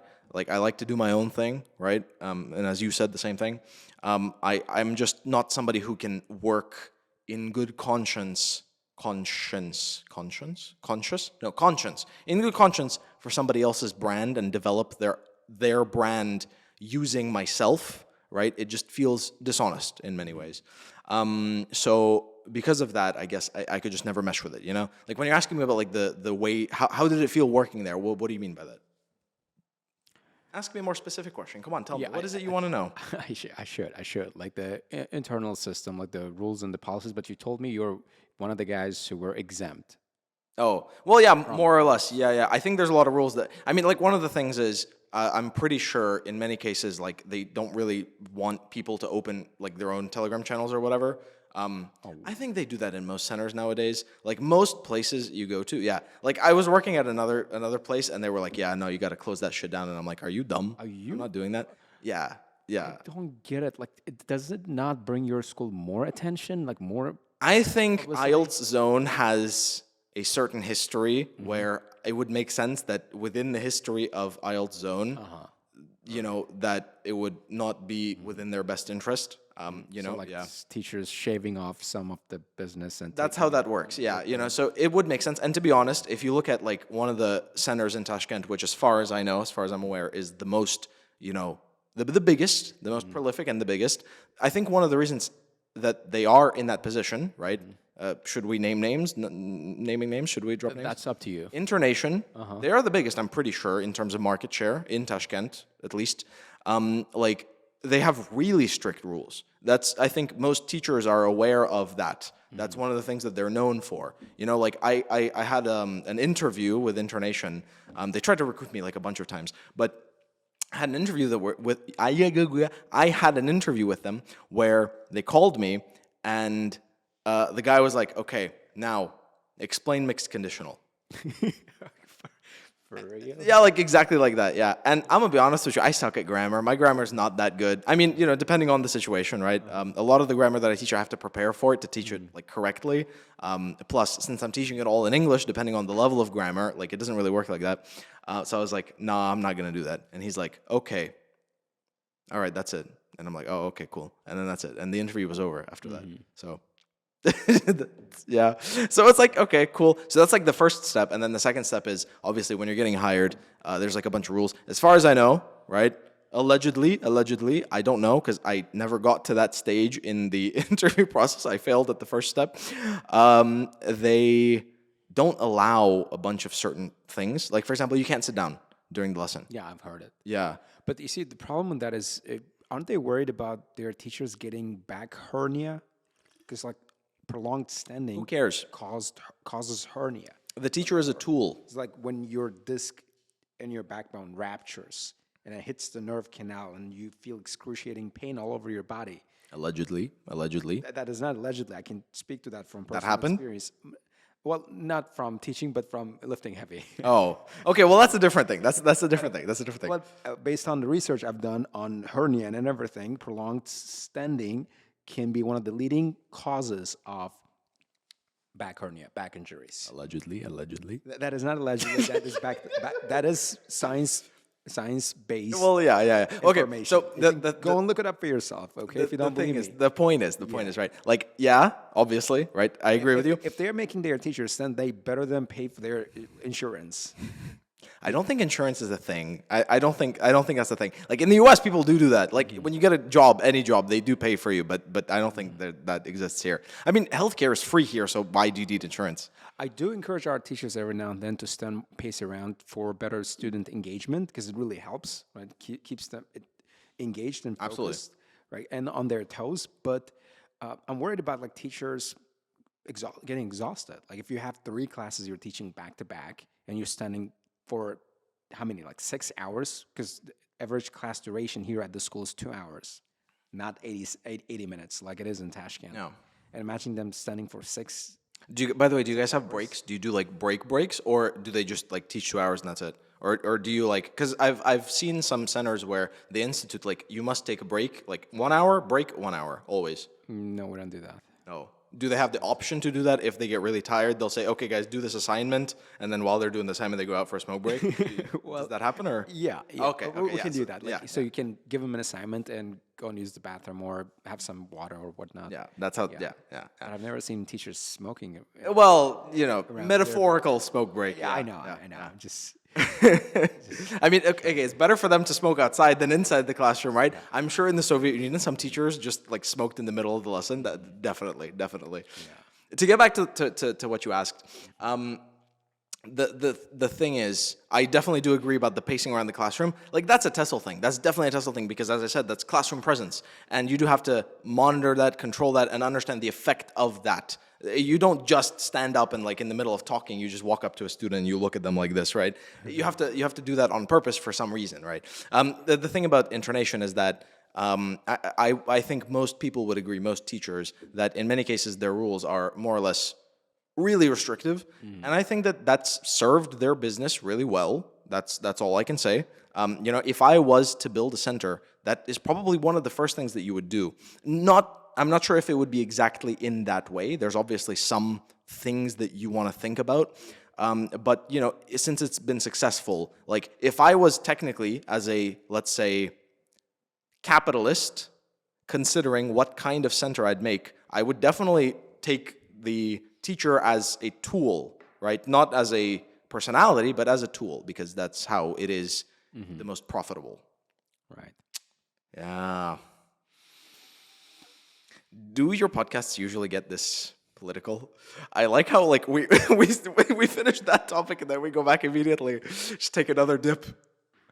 Yeah, it's a good thing we're bringing these is. things up. That's It's a good true. thing because this is exactly what's on someone's mind. They're just afraid to speak up. They're That's afraid true. to voice it. I'm getting blacklisted immediately from everywhere. I'm not. Yeah.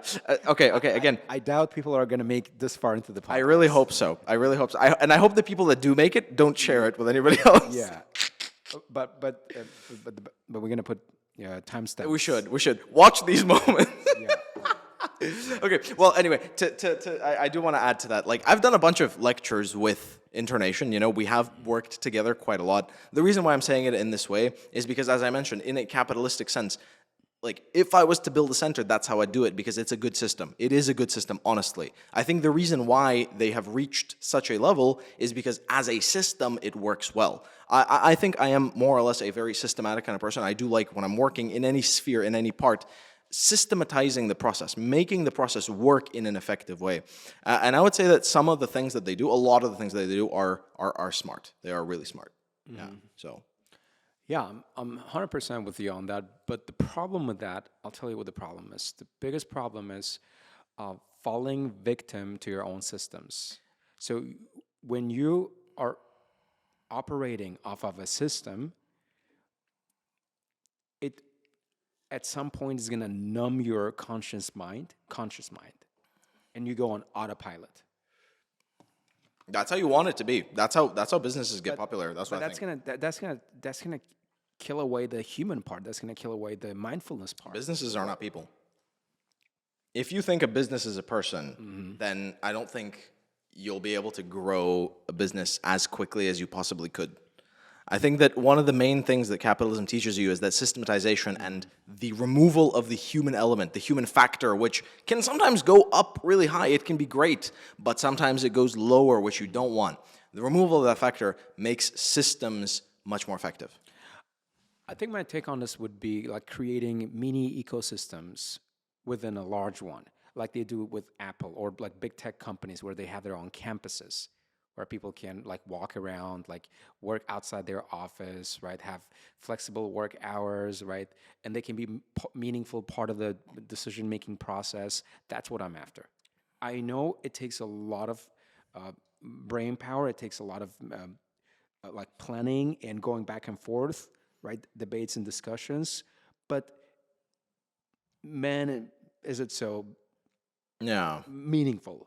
I think that's a good way to look at it, but also you're kind of comparing apples to oranges because in that case, what you're talking about is more or less a creative position. That's like I mean, in most cases, if we're talking about like let's say Apple, the campuses, right? Those are creative positions where they're part of the decision making process. If you imagine a teacher, as I said, their role is more of a tool. They're a tool. They're a means to an end. It's a person who obviously has to do a bunch of stuff, and a lot of that stuff includes creative work, obviously. But if you're really thinking about it, I don't think that can be considered in the same vein.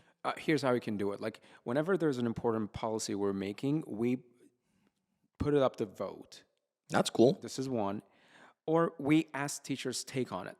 For example, I have little clue how to teach beginner level students. I have very little clue how to teach pre-intermediate level or intermediate level students, right? So, and we need to decide on how long the program duration is going to be and what subjects we're going to teach over the course of the program. So I don't act genius and try to implement something that I know is going to fail. So I go and ask the teachers, hey, so we have this idea, how are we going to do it? And then we bounce off ideas off of each other and then come up with something, right? That's how it works, really. I think that's a great thing. That's a very human thing. That's a very human approach. I really do love that. And I think in the real world, that is what is lacking. Because the thing is, I don't like playing devil's advocate, but that's what I feel like I have to do. That is not the ideal solution because there is a perfect way to do it. With education, there are, in my opinion, in my humble opinion, I do certainly think that there are things that you could call solved. It's a solved issue. It's something that has happened for a long time. And when you're talking about something that's as prolific as teaching English in Uzbekistan to Uzbek speakers, or let's say even to Russian speakers, because I think you do have Russian groups, right? You have some Russian, some Uzbek, because I think those are the two really popular ones. So that's a solved issue, which means bringing it up to discussion with other teachers is not something that, again, in a capitalistic sense, it's not really worth it because you could get like somebody, you could get two people. You could get somebody who is a like education specialist and somebody who is a financial specialist, and then you sit down and the three of you discuss how could you optimize this system for both the education speed and the financial benefit. So when you discuss these two things, right, you could come up with a perfect solution. The thing is, in many cases, teachers are human, which once again, it brings up the human factor. I do feel so terrible talking about this because this is what I've always wanted to avoid. And this is why I'm really happy that I'm not gonna, most likely, like 99% not gonna be opening a center because these are the kinds of decisions that you have to make. Like you have to really think about it. Is it worth it to try to optimize finance versus to look at people as people? Mm-hmm. I agree with the optimization part. And yes, we've done precisely that here. For example, with speaking preparation, we have like a set of steps students have to follow to get their assignments done. And whenever a teacher brings up, say, pronunciation issue or fluency problem, we have ready solutions. So fluency problem, a few more repetitions out loud. Or confidence issue, videotapes and peer practice. So we have ready answers to those questions. But you see, there are points where when those solutions don't work, and it's really bad idea to try to force them on someone who's better off learning it a different way. And this is where the creativity part comes in. And this is the part where I think we should be willing to listen and say, if someone goes and say, hey, this does not work in this context. And I know what the guidelines say, I know what the system says, but it's a unique student. Right.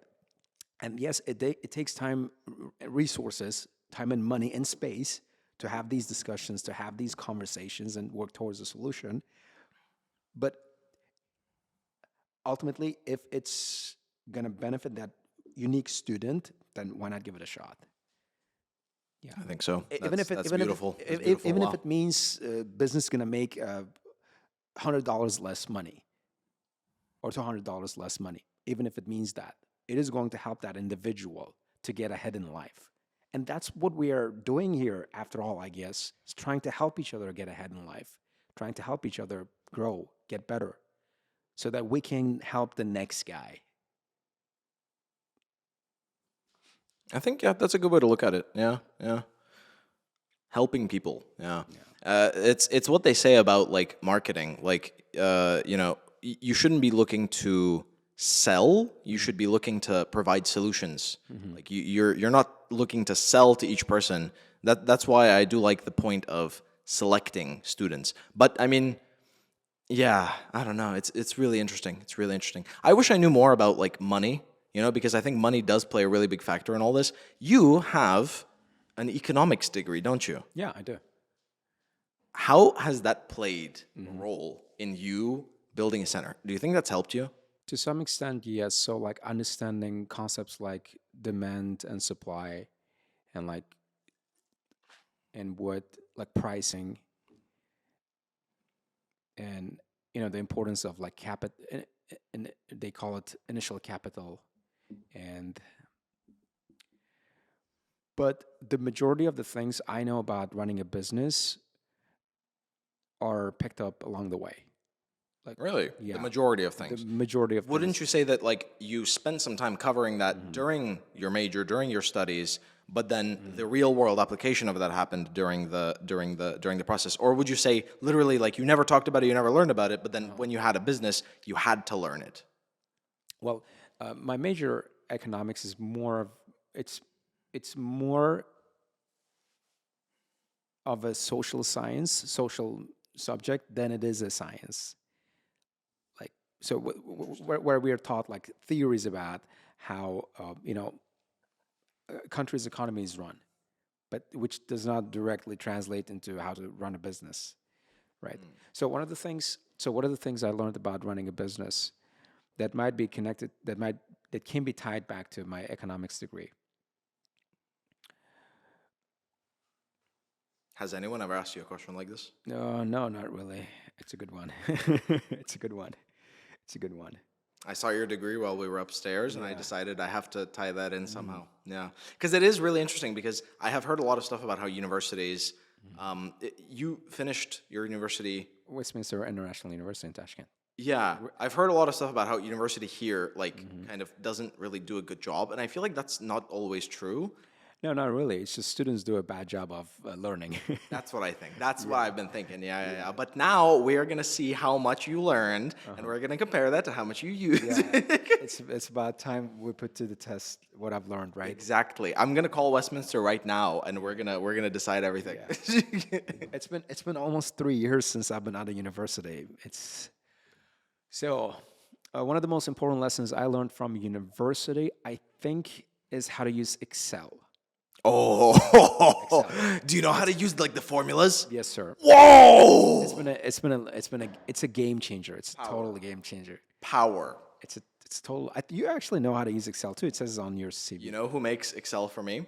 know. ChatGPT. Oh, right. Yeah. No, I put Excel because I know how to use like the basic form of it. I don't know how to use formulas. Literally at the heart of this school here It's Excel. is Excel. That's People fantastic. don't believe it. The timetable, the salary sheet, our stats, just about everything. Excel is power, yeah, because Excel is like it is, yeah, yeah. It's kind of like SQL. I've heard of. I don't know if you know what it is. It's like it's a database, and it's like one of the most powerful languages that there is because it's a database with like information and stuff. And like most world governments literally just use like a database as the main government stuff. It's the same thing as Excel. I mean, similar to Excel, but a little bit different. So it's like keeping information is really important. It's literally just paper. You know how in the past the government was just paper? So now it's paper, but it's digital paper. Yeah. It's the same thing. Nothing has changed. Same, but different. Yeah. I just can't imagine. You know, this one time, my laptop crashed and I had it repaired at the repair shop. And when I got it back, half my stuff was destroyed. Bruh. Gone, right? And I it felt like someone literally stabbing a knife in my heart. When was this? Was this like during Astra? Quite recently, yeah. And I felt that way because of the Excel sheets. They were like everything to me. Like you delete those Excel sheets to school. Yeah, I believe you. That sucks. Yeah. But thankfully, it was all saved on my cloud. So there we go. Technology. Guys, this podcast has been sponsored by the cloud. Was it Apple? No, it's the Exactly, Microsoft. because Apple sucks. I hate Apple. I hate iPhones. I hate everything to do with Apple. It It's a says the terrible guy who uses iPhone. I have iPhone 14 Pro Max. This is not a decision I made personally. This is peer pressure. This is peer pressure. That's what it is. Everyone has an iPhone. Like, iPhone is what people use in Uzbekistan when they're making content. That's why. I would never, ever use it otherwise, genuinely. Like, my sister has an iPhone. A lot of my friends have iPhones. In the US, iPhones are, like, really, really popular. I hate iPhones, genuinely. Do you have an iPhone? Yeah, that phone is mine. You film on it. Oh, it's yours. Yeah. Like, you use it. Oh, yeah. Why? It's because it costs cheap this way. We don't have to buy another camera. Oh, okay. Well, yeah. But do you enjoy using it? Is it user friendly for you? I mean, I don't mind it as long as I can make calls and text people on the Telegram. Well, yeah, that's fair. I guess that's probably most people. Most people are in the same position, and then like being able to make content and being able to take a photo and over 95% of those photos will be good is probably the reason why iPhone is so good. It's just the consistency. Yeah, I'm not really obsessed with technology. I'm one of those guys who always tries to make do with what he has.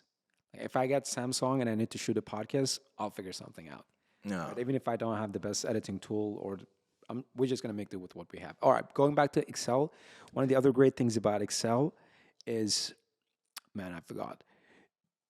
You can use Excel instead of so many software schools pay to run their operations. Yes. Timetables, the personal accounts, and so many great. I've seen a bunch of them. Yeah. But you do everything with Excel? Is everything done with Excel here? 99% of the stuff is done. Wow. Except for our school management platform we use, Moody, Yeah. which is something we outsourced from Cambridge Learning Center. Yeah. I have heard of that one. Yeah, it's yeah. So this one time, one of my friends and also a colleague, Mr. Muhammad Annas, he a medical student. He works at different schools here. He was part-time employed at a private school. He works here. He teaches SAT somewhere else. And he was telling me, like, why don't you use just a timetable app? And he recommended one. I went and checked it out. I realized you cannot use that app with the level of complexity Excel provides. No. With Excel, you can build a matrix of where you have like different teachers pairing up at different schools. Like here, That's crazy. we have like 2 schools running, right? And some teachers work at both campuses, and I need to coordinate their class. I need to coordinate the room occupancy. And another detail here is every group is taught by 2 teachers. Oh, so That sounds complicated. That's like an extra degree of complexity. exactly, and you can never build a timetable for that using a standard software. But you did it with Excel. Exactly. Bruh. Yeah, well, You yeah, cannot that's replicate how it is. what I've done. But I mean, also the thing is, that's why you got to go to university. I like how it's like, yeah, so I went to university. What's the most important thing you learned? How to use Excel. I love that because the thing is, it's like, it's the same with Word, you know? People who actually know how to use Word are genuinely magicians. It's like the whole process of it, the whole complexity of it. Because the outcome is that, you know, you have like a text and you want to put a picture into it, you put in the picture, half of your text is gone, everything is destroyed, you know, that the usual meme about that. So it's like, you know, I think those are 2 sides of the same coin. Yeah, I think it does. Yeah. Yeah, I makes hope sense. I hope I answered your question well, but I think was beautiful. it is the best answer. Like Excel is by far probably one of the best inventions ever. I like that it's really practical because what I was imagining is that you would say, so see, in university we learned about economics and we learned that, you know, people buy when they feel understood, or, you know, you say some usual like marketing magic shit.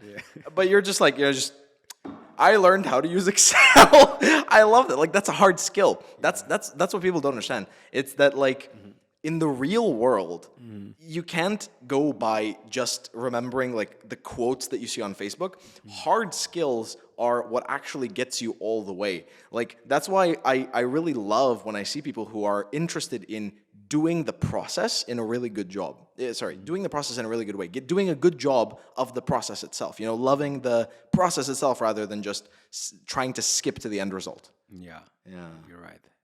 We started with hard work, and then we finished with hard work. Well, we're not finished yet technically, but like that's deep. Yeah. It says a lot about society.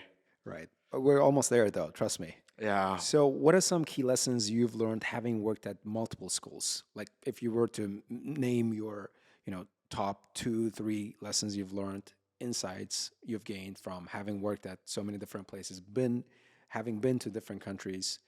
No, let's keep countries out of it because, like, it's a whole. Well, yeah, different there's no conversation. learning centers like in Uzbekistan and other countries. Yeah, but I could give you something to do with that as well. I would say here's the biggest lesson, and this is also, funnily enough, also not like some magic trick. It's also like a hard skill. You manage yourself. Really, you manage yourself. There is a lot of stuff around you in every single learning center. And if you change learning centers every year, every couple of years, whatever, you're going to see that the stuff changes. It's mostly the same, but it does change around you. The rules change, the available materials change, et cetera, et cetera. But the point is, you're on your own. More or less, you're on your own. And unless you are able to manage yourself, manage your time yourself, figure out systems yourself, you're never going to be a good teacher. I think a big part of being a good teacher that people don't realize, other than all the stuff to do with like classroom management, being in the lesson, being a charismatic person, being motivating, et cetera, apart from all of that, you have to do filing for like documents when people give you homework and stuff.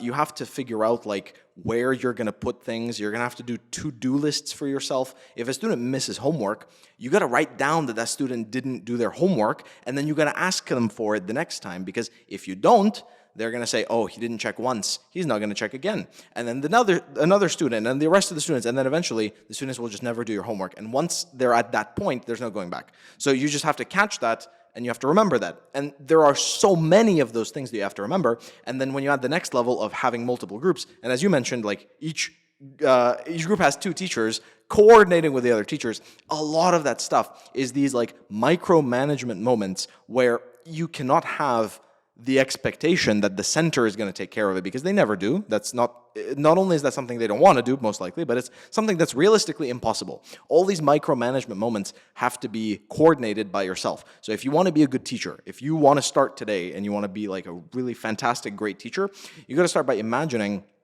what are all these small situations and all the small things. Well, you don't have to imagine, you'll come up with them. They're going to be in your path, obstacles in your path eventually. You got to figure out systems for that. You create a system, and then you stick to that system, and then it gets fixed. And for me, the best things thus far has been using a to-do list. It's so simple, yet effective. But then the problem is also, you have to be able to use a to-do list correctly. Because, for example, there was something that I really liked. So, especially with school teachers, right? So, there's a lot of tasks that you want to get done. You put everything in a to-do list. Some things you have to do, some things you want to do, right? There is a difference. So, there is prioritization there, because you can't just put everything in a to-do list. That's what I did at one point. I put everything in a to-do list, and then I started with like the first thing or the biggest task. They say like eat the frog. I hate that advice so much. So I start with the biggest task, and then I never get anything done, because the biggest task turns out to be 5 smaller tasks in a trench coat, and it's a lie, and everything is taking a long time. So what I've heard is this, especially for teachers, really good advice. Here's what you cannot leave. Here's what you must do before you can leave today. Before you go home today, before you go sleep, you gotta do this. And then everything else is in the other list. So that's how you can kind of sort things out. Because there's the things that you have to do, like 100%, and there's also the things that you just want to do. So that's like one of the first ways that you can make to-do lists actually work, because for many people, they don't. The way I go about my to-do list is do the thing that makes you anxious first. So I don't have that anxiety lowering. Well, if that works for you, then that's it. Yeah, that's great. I need to take that off first before everything. Like today when I walked in, first thing I did was write a script for the podcast. Exactly. Every single word has been scripted. We actually knew the whole time what we were going to talk about. When I say script, I mean the questions, okay? I don't mean... Right. For the audience, obviously. Yes. He actually gave me like the full list of answers. So everything I said was created by him. I have no original ideas. Even what I'm saying right now is also part of the script. That's true. Yeah, and we're a bunch of bots and programs. Beep, beep, boop, boop. Not real. Anyway, so the podcast, the to-do list, to-do list, to-do list. So great. The other thing is you can set up reminders. Reminders help a lot. Yeah. How do you do them? What's the way that you do them? iPhone? Telegram. Oh yeah. You go on your Scheduled messages? Do you have a channel just for yourself? Oh no, I just use my saved messages. Oh, okay, yeah, that's Saved also that's fair. messages. That's fair. Yeah, I have a channel called To Do List Central, and I just put everything in there. Yeah, it's cool. It's cool. That's cool. Wow.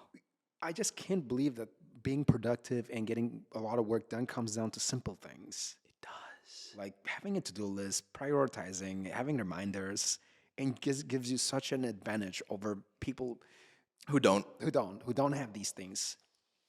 My sister, she's studying for her PhD right now, I think in Ohio. She's like almost done. When we were talking with her about like anything, right? Anything I want to get done, she always gives me the most basic advice. And every time I blow it off, I'm like, yeah, I'll do it. I'll write it down. Don't worry, I'll write it down. And I never do it. And every time I feel so guilty because I know that is 100% true. It's the small things that give you an advantage, right? It's, what was it? Atomic Habits. Yeah. It's an atomic habit. James Clear. Yeah. Quotation. Yeah. Really good point. What are some personal interests you have outside your job? You said you're into hiking. Do you like reading books, watching movies? Are you into podcasts? So what do you find yourself doing when you're not working? Oh man, it's a lot. It's a lot of stuff. I think like what I've come to is that I really like talking. You know, you can see I'm kind of a extroverted kind of guy. You know, that's me. And I think what I've done is I've kind of dipped my toes into every single category so that I could converse with every type of person, you know, whoever I meet. So I have my little tendrils, my octopus tendrils in every type of thing. But I'm guessing you have some genuine interests. Yeah, well, no, that's the thing. It's I don't mean that I'm like, you know, like making myself seem like I'm a very multi-sided person. The thing is just I try to find what it is that I'm interested in every type of thing. So, for example, music. Let's talk about music. I tried to learn music when I was younger. You know, I downloaded FL Studio. I did all this stuff. Do you know what FL Studio is? Nope. You don't know? Fruity Loops. If anybody is out there, Fruity Loops is like a free DAW, digital audio workstation. So it's a free way to literally make music. Professional tool. The only minus is that if you use the free license, you're not able to save the music. So you have to keep your computer turned on because if you turn it off, you're not going to be able to like restore the project you're working on. So I downloaded it and I sat at the computer for like several days trying to make a song, you know, trying to make like music. And I just realized like that's not me. So I was like, okay, here's what I'm going to do. I got a teacher. And then I went to the teacher day after day. I went for like a month. And then I realized, nah. So then after like a while, I was like, okay, here's what I'm interested in. Musical instruments. So here's actually the reason why this is here. This has been the Chekhov's gun. You know, I've been waiting for the moment to explain why I have a rhubarb. Well, the thing is, I actually went to the Uzbek Conservatory in Tashkent. There's like the big conservatory, like the place where they play music, the place where music happens in the city. It's like a musical university. And I went to the basement, and there are guys there who make classic traditional Uzbek musical instruments. They make them from scratch. They take the wood, they take glue, they take like the I forgot what this, everything. They make them. This is not just, it's not in a factory, it's made by guys. Just guys. Maybe some of them are made in factories. Soviet Union did some et cetera, et cetera. Long story short, and I studied under a guy. He was my usta. And I studied under him for a while. There was a bit of a language barrier first, but then we figured it out. And he taught me how to make musical instruments. I don't know the whole process, right? I learned how to make, like, not this one, but a different type. It's called Afghan rubab. So it's like a similar but different kind of instrument. And my mind was blown by the fact that your hands, right? It's like this thing that's always with you, right? It's in many ways when you see your hands, they don't tell you anything, right? It's a physical object that is a part of you. And then you take them and you can manipulate your hands in such small ways, right? You can move your fingers. I forgot what it's called, but it's like it's the thing that separates us from like animals from monkeys, because we can make small adjustments with our fingers. We can like change small things. Fine tuning. Yeah, I forgot the exact word, but it's like a specific thing because our muscles are very intricate, right? Compared to a monkey's. Okay. So using all these things, we make these beautiful things, these musical instruments. And then I did it, and I was so interested in it. I stopped after a while, unfortunately. I'm not very consistent, as I said, not the most consistent kind of guy. But like, that's the thing. Like in every field, I try to find what really drives me, the passion in it, and that was the thing that I really liked. I liked making musical instruments. I'm not gonna take this one apart. Don't worry, guys. I do know what's sacred. I do keep it sacred. Right. Yeah. So that's one of the things that I've been really into. Musical instruments, not music because I suck at it, but musical instruments. Right. Musical instruments. Really specific, right? Music. Me here, not a big fan of music, but I know how much work it takes to make a good piece of music or a musical instrument, right? For that matter, right? So you're not doing it anymore, are you? No. I stopped after a while. Yeah. I mean, I had some like projects I was interested in doing, like trying to make something myself, but it's tough. It's not easy. Like when you break it down, it looks easy, but it's actually not. Like there's a lot of very small intricacies. Like every part of it is measured, calculated, etc. Obviously, it's an art. It's an art. It's the same as drawing a person. You can't just like draw a person. You can copy it, but actually making it requires a lot of knowledge because you have to know anatomy, you have to know skin. That's another thing that I really like. I'm really into drawing. For a while, I had this project. I drew 50 faces, and it's like I think it was like over a couple months. I was working on understanding human face anatomy, how to draw hair, how to make it so that the light is accurately reflected in the way that hair looks. First I started with pencils, then I think I did some charcoal, then I did like paints. And it's like every part of that process is represented in the science of it. It's art, but there's also the science of it, which is how that whole process happens. And it's really cool. Yeah. I really respect people who don't just do it by copying, but by actually studying it. Yeah, so that I'm into art. Are you into art? Drawing. That depends on how you define art. If you mean like traditional art, yeah, I appreciate it. Right.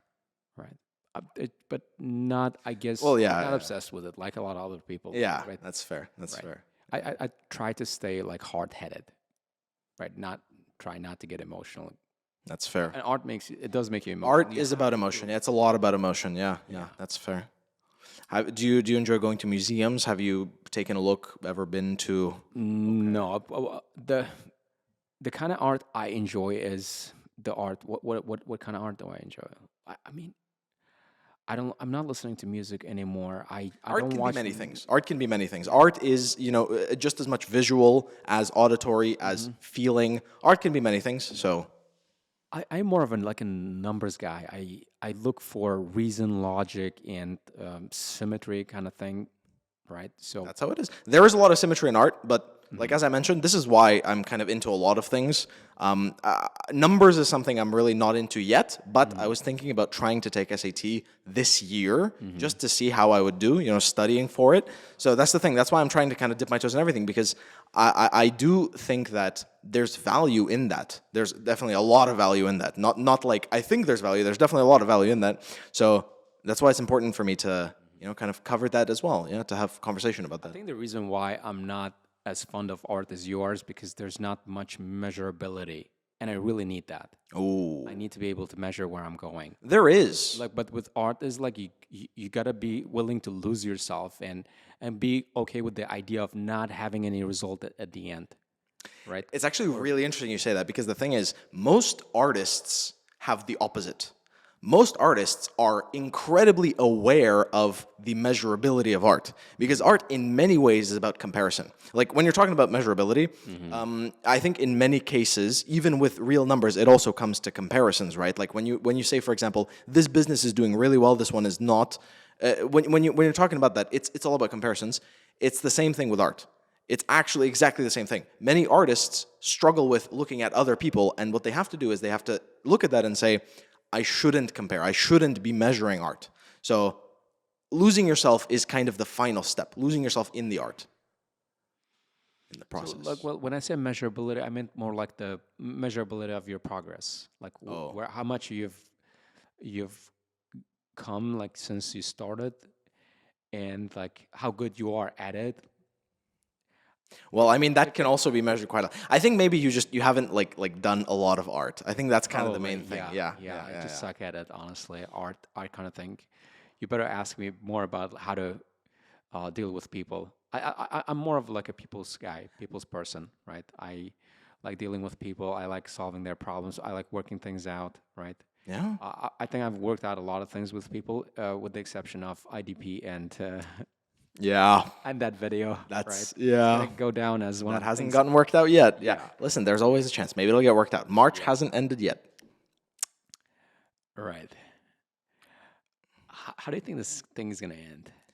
I think the way things gonna end is just people not gonna talk about it. I'm gonna stop talking about it and just gonna.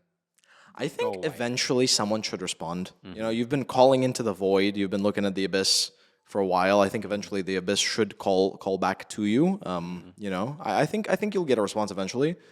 I hope so. Yeah, sure, like whatever. I think at this point, it's like okay, there's a word for it.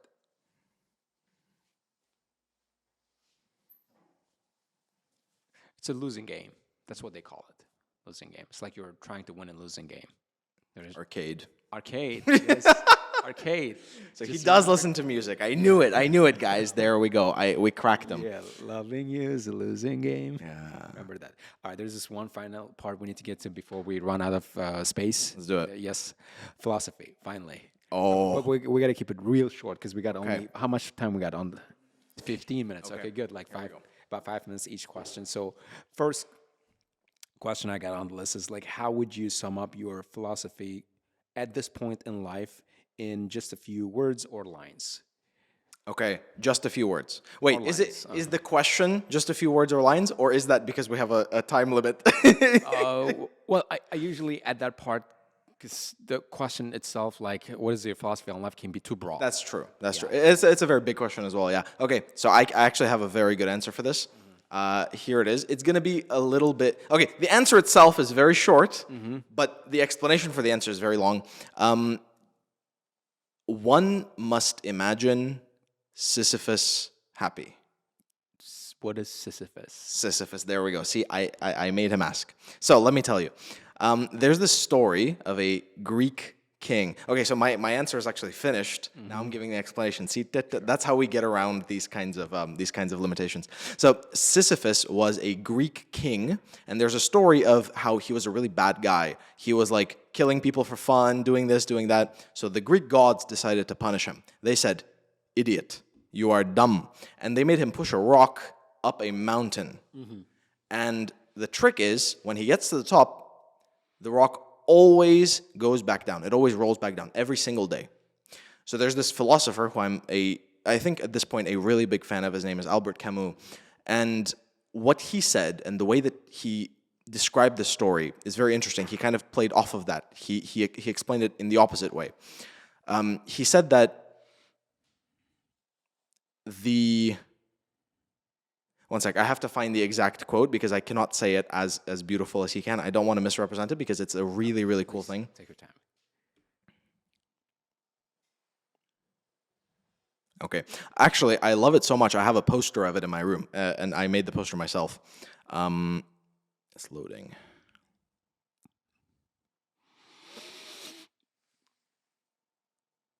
Philosophy. Why'd you decide to ask questions about philosophy? That's kind of a tradition here on the podcast to end things. It is? Philosophy. That's great. Yeah. That's great. Yeah. Okay. If you want, you can just use this part itself as the short part because I think it's good enough by itself. Okay, here it is. Wait, it's downloading. Okay. The struggle itself towards the heights is enough to fill a man's heart. One must imagine Sisyphus happy. That's the full quotation.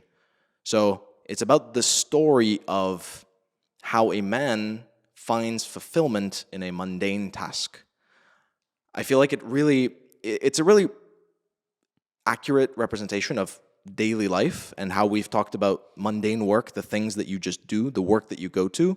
If you don't find yourself in that, then you're going to lose yourself in that. So that's what it is. Can I just say something? Yes. I really got goosebumps all over when you said it. Thank you. Me too. Every time I say it, yeah. I swear, I'm being honest. I just felt something move.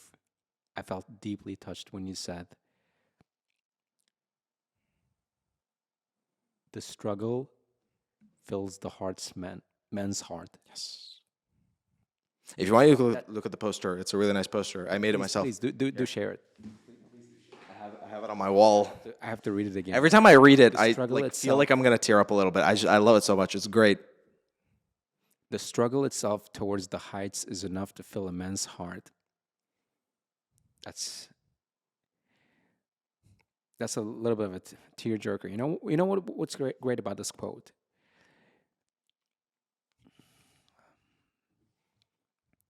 It really liberates you from the modern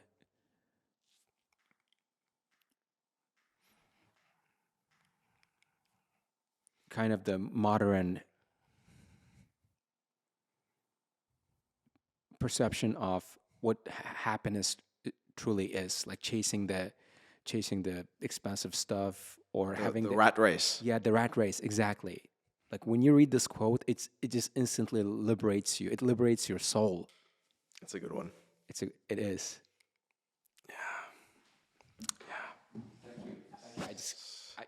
I love you for sharing that quote with me.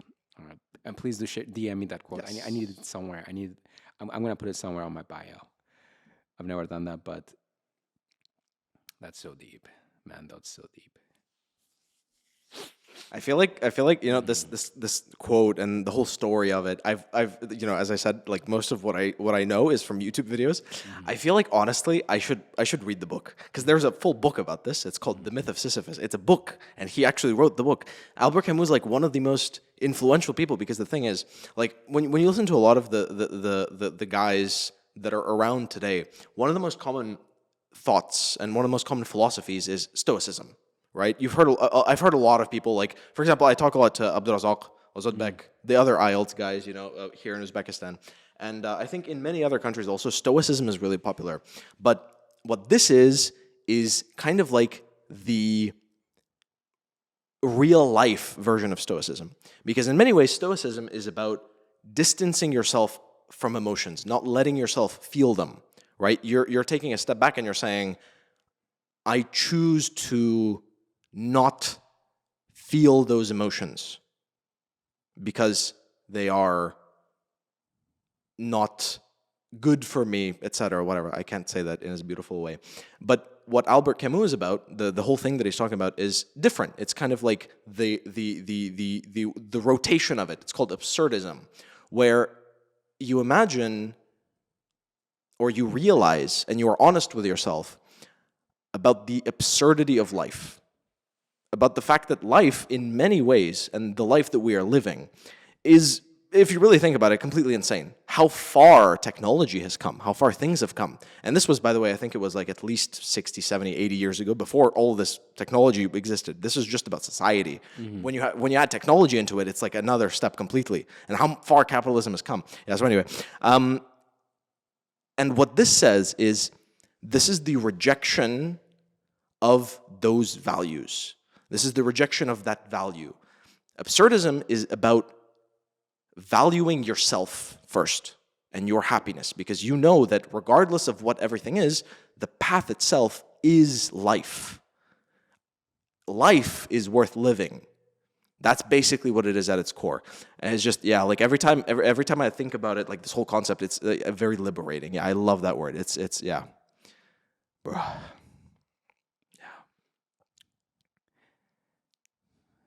That was so deep. That was really deep. That was really deep. I'm sorry. Yeah, no, it's fine. It's fine. It's great. It's great. You up. No, it's okay. It's fine. It's a quote, or me asking you that question, me starting this conversation in the first place. But it's a good thing we're having this conversation. I think most of us know these simple truths about life, but we just forget them. we need a reminder every now and then. Yeah. Yeah. It's a good thing we have these books, we have these quotes, we have these people sharing stories, reminding us of the real important things in life, not like the superficial stuff, but things that actually matter in life. So this podcast we're having, maybe it hasn't been the easiest podcast. Like sitting here talking for 3 hours, right? It's very strenuous. Like we were all sweating buckets here. It's been sitting here for 3 hours, but that's the whole fun of it. And that's what makes it meaningful, is the very struggle, the very pain we're going through. This is what makes us feel alive. That's great. Now, another question I want to ask you. I hope this one is not going to get you teared up. So, what's one piece of advice you'd give your younger self if you could go back in time, like your 16-year-old self, 15-year-old self? Oh, I have a really good answer for this. Don't be a simp. Sorry, I'm not going to cry about that. I already cried enough about that. Yeah, don't be a simp. That's it. Yeah. Really simple advice. Yeah, for those who don't know what simp is, you might want to break it down real quick. You explain it. No, you sound like someone who's got a lot of experience. Bro, that was a violation. That was a violation. That was a violation. Yeah. Okay, so, gentlemen, a simp is somebody who is pursuing a woman in a romantic way. In Uzbekistan, I guess most people don't do that. In Uzbekistan, most people say, "Mom, Dad, please find me a wife," and that's it. Like it's a completely different experience. Like in a lot of Western countries, when you're dating, right, you pursue women. So you find a woman, let's say through friends, on the street, whatever, in a bar, and then you try to make something happen. So a simp is somebody who doesn't take no for an answer. If a woman says no to that man, they will say, "Oh, she's just not ready for me yet. I'm going to give her gifts every day. I'm going to talk to her every day. I'm going to make her love me." So the thing is, like, it's impossible to make every person love you. It's not possible to make a relationship happen with every person. It's the same thing with friendship. Not every friendship happens. So you have to remember to respect yourself first. If somebody isn't able to provide you with the relationship that you need from them, then it's just better to cut it off than to let it hurt. Yeah. Yeah. It's like when you're a sucker for someone. Exactly. When you Yeah. make everything they want happen. So Yeah. if they want a Ferrari, you get them a Ferrari. if they want a fancy vacation to Maldives, you make that happen. Or if they want to eat out at a fancy restaurant, you make that happen. If they want a strawberry covered in chocolate, you make that happen. Yeah, if they want to get a late night craving, you make that happen. That is even if it's completely unreasonable to grant all those requests, all those wishes. So you would not want your younger self. Yeah, that's like I would just say that. Yeah, I think at that time the word simp didn't even exist, but I wouldn't even explain it. I would just say don't be a simp, and then when the word simp became popular, it would just click. I'd have that realization. Yeah. Yeah. Yeah. By the way, are you married? Nope. I'm still bachelor, just like you. I don't know what's going on here. I don't know. I don't Ladies. know what this gesture means. Nope. We have more important things to do. We have to save the world. You and I. Ladies. The marriage Yes. can wait. The struggle. Don't forget that story. Okay? Struggle. We have to carry on that legacy. We gotta carry on that legacy, right? You gotta move that rock uphill. Forget that. Now. One final question for today. Yes. So, assuming this podcast is now being watched by your future self, you a week from now, or you 10 years from now, like, who knows, you might come back and want to reminisce all good old days. So what's something you would say to that person? What's one message you have for your future self? And it's watching you right now. This camera rolling, right? Is it working? Yeah. You can talk to him right now. Your future self. Great question. Man, that's a great question. I do know something that I would like to say. It's probably not something that I will take into account. What I really hate is that anytime I watch myself, especially like something that I've been in in the past, like let's say like year, maybe 2 years, I always feel like intense cringe. You know, I don't know why, because it didn't happen before. I used to be completely fine with watching myself. I never had any problem with it. You know, it's like not the usual thing. It just kind of happened, something clicked. But I think eventually it'll go away. I think it's just like growing pains. I think realistically, if I was to give myself one piece of advice, let's say timeless piece of advice, you know, not like philosophical, I would say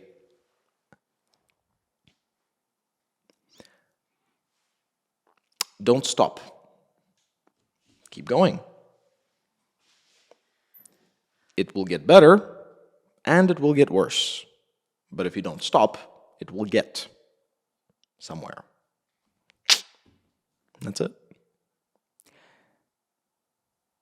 That was very thought-provoking. That's keep moving, keep going. Exactly. Yeah, you gotta Keep going up the mountain with the rock, and then it's going to go back anyway, but you keep going. That's it. right. I also got to share with you. So the reason why this is like why I know about it mostly is because it became really popular in meme culture. There's this meme where it's like they show some stupid activity happening. One sec, I got to show you. It's going to devalue the quote, but I think it's worth it because it's hilarious.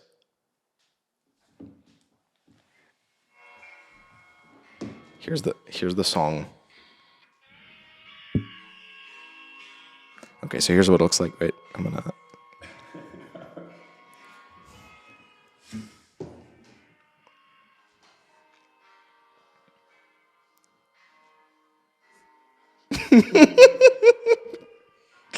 I love how relatable it is because it's the same thing over and over. You know, it's just great. It's just what it is every single time. It's really motivating because it's going on everywhere, you know? That thing's gonna live rent free in my head now. It's just can't get it out of my head. Right. All right, Mr. Alex, it was a blast having you on the podcast. It was a great conversation, one of the best. I can't thank you enough for coming on the show today and spending time with us, with me, and with Mr. Abdul Malik and all our viewers watching the podcast and who've made it this far. And yeah, Thanks for and inviting me. I'd love to have you on the podcast. I'd love to have you on the podcast a few more times. We hope to see you again in the future when we get to episode number 69. He said he promised he'd come on episode number 69. Right. That's mine. it on It's your booked. calendar, It's okay? booked, guys. When we I'm get- sorry. It's booked. If anybody else wants it, you lost your opportunity. I'm here. It's mine. Yep. For real. Okay, put it on the calendar. We're gonna have him back on the podcast on episode number 69.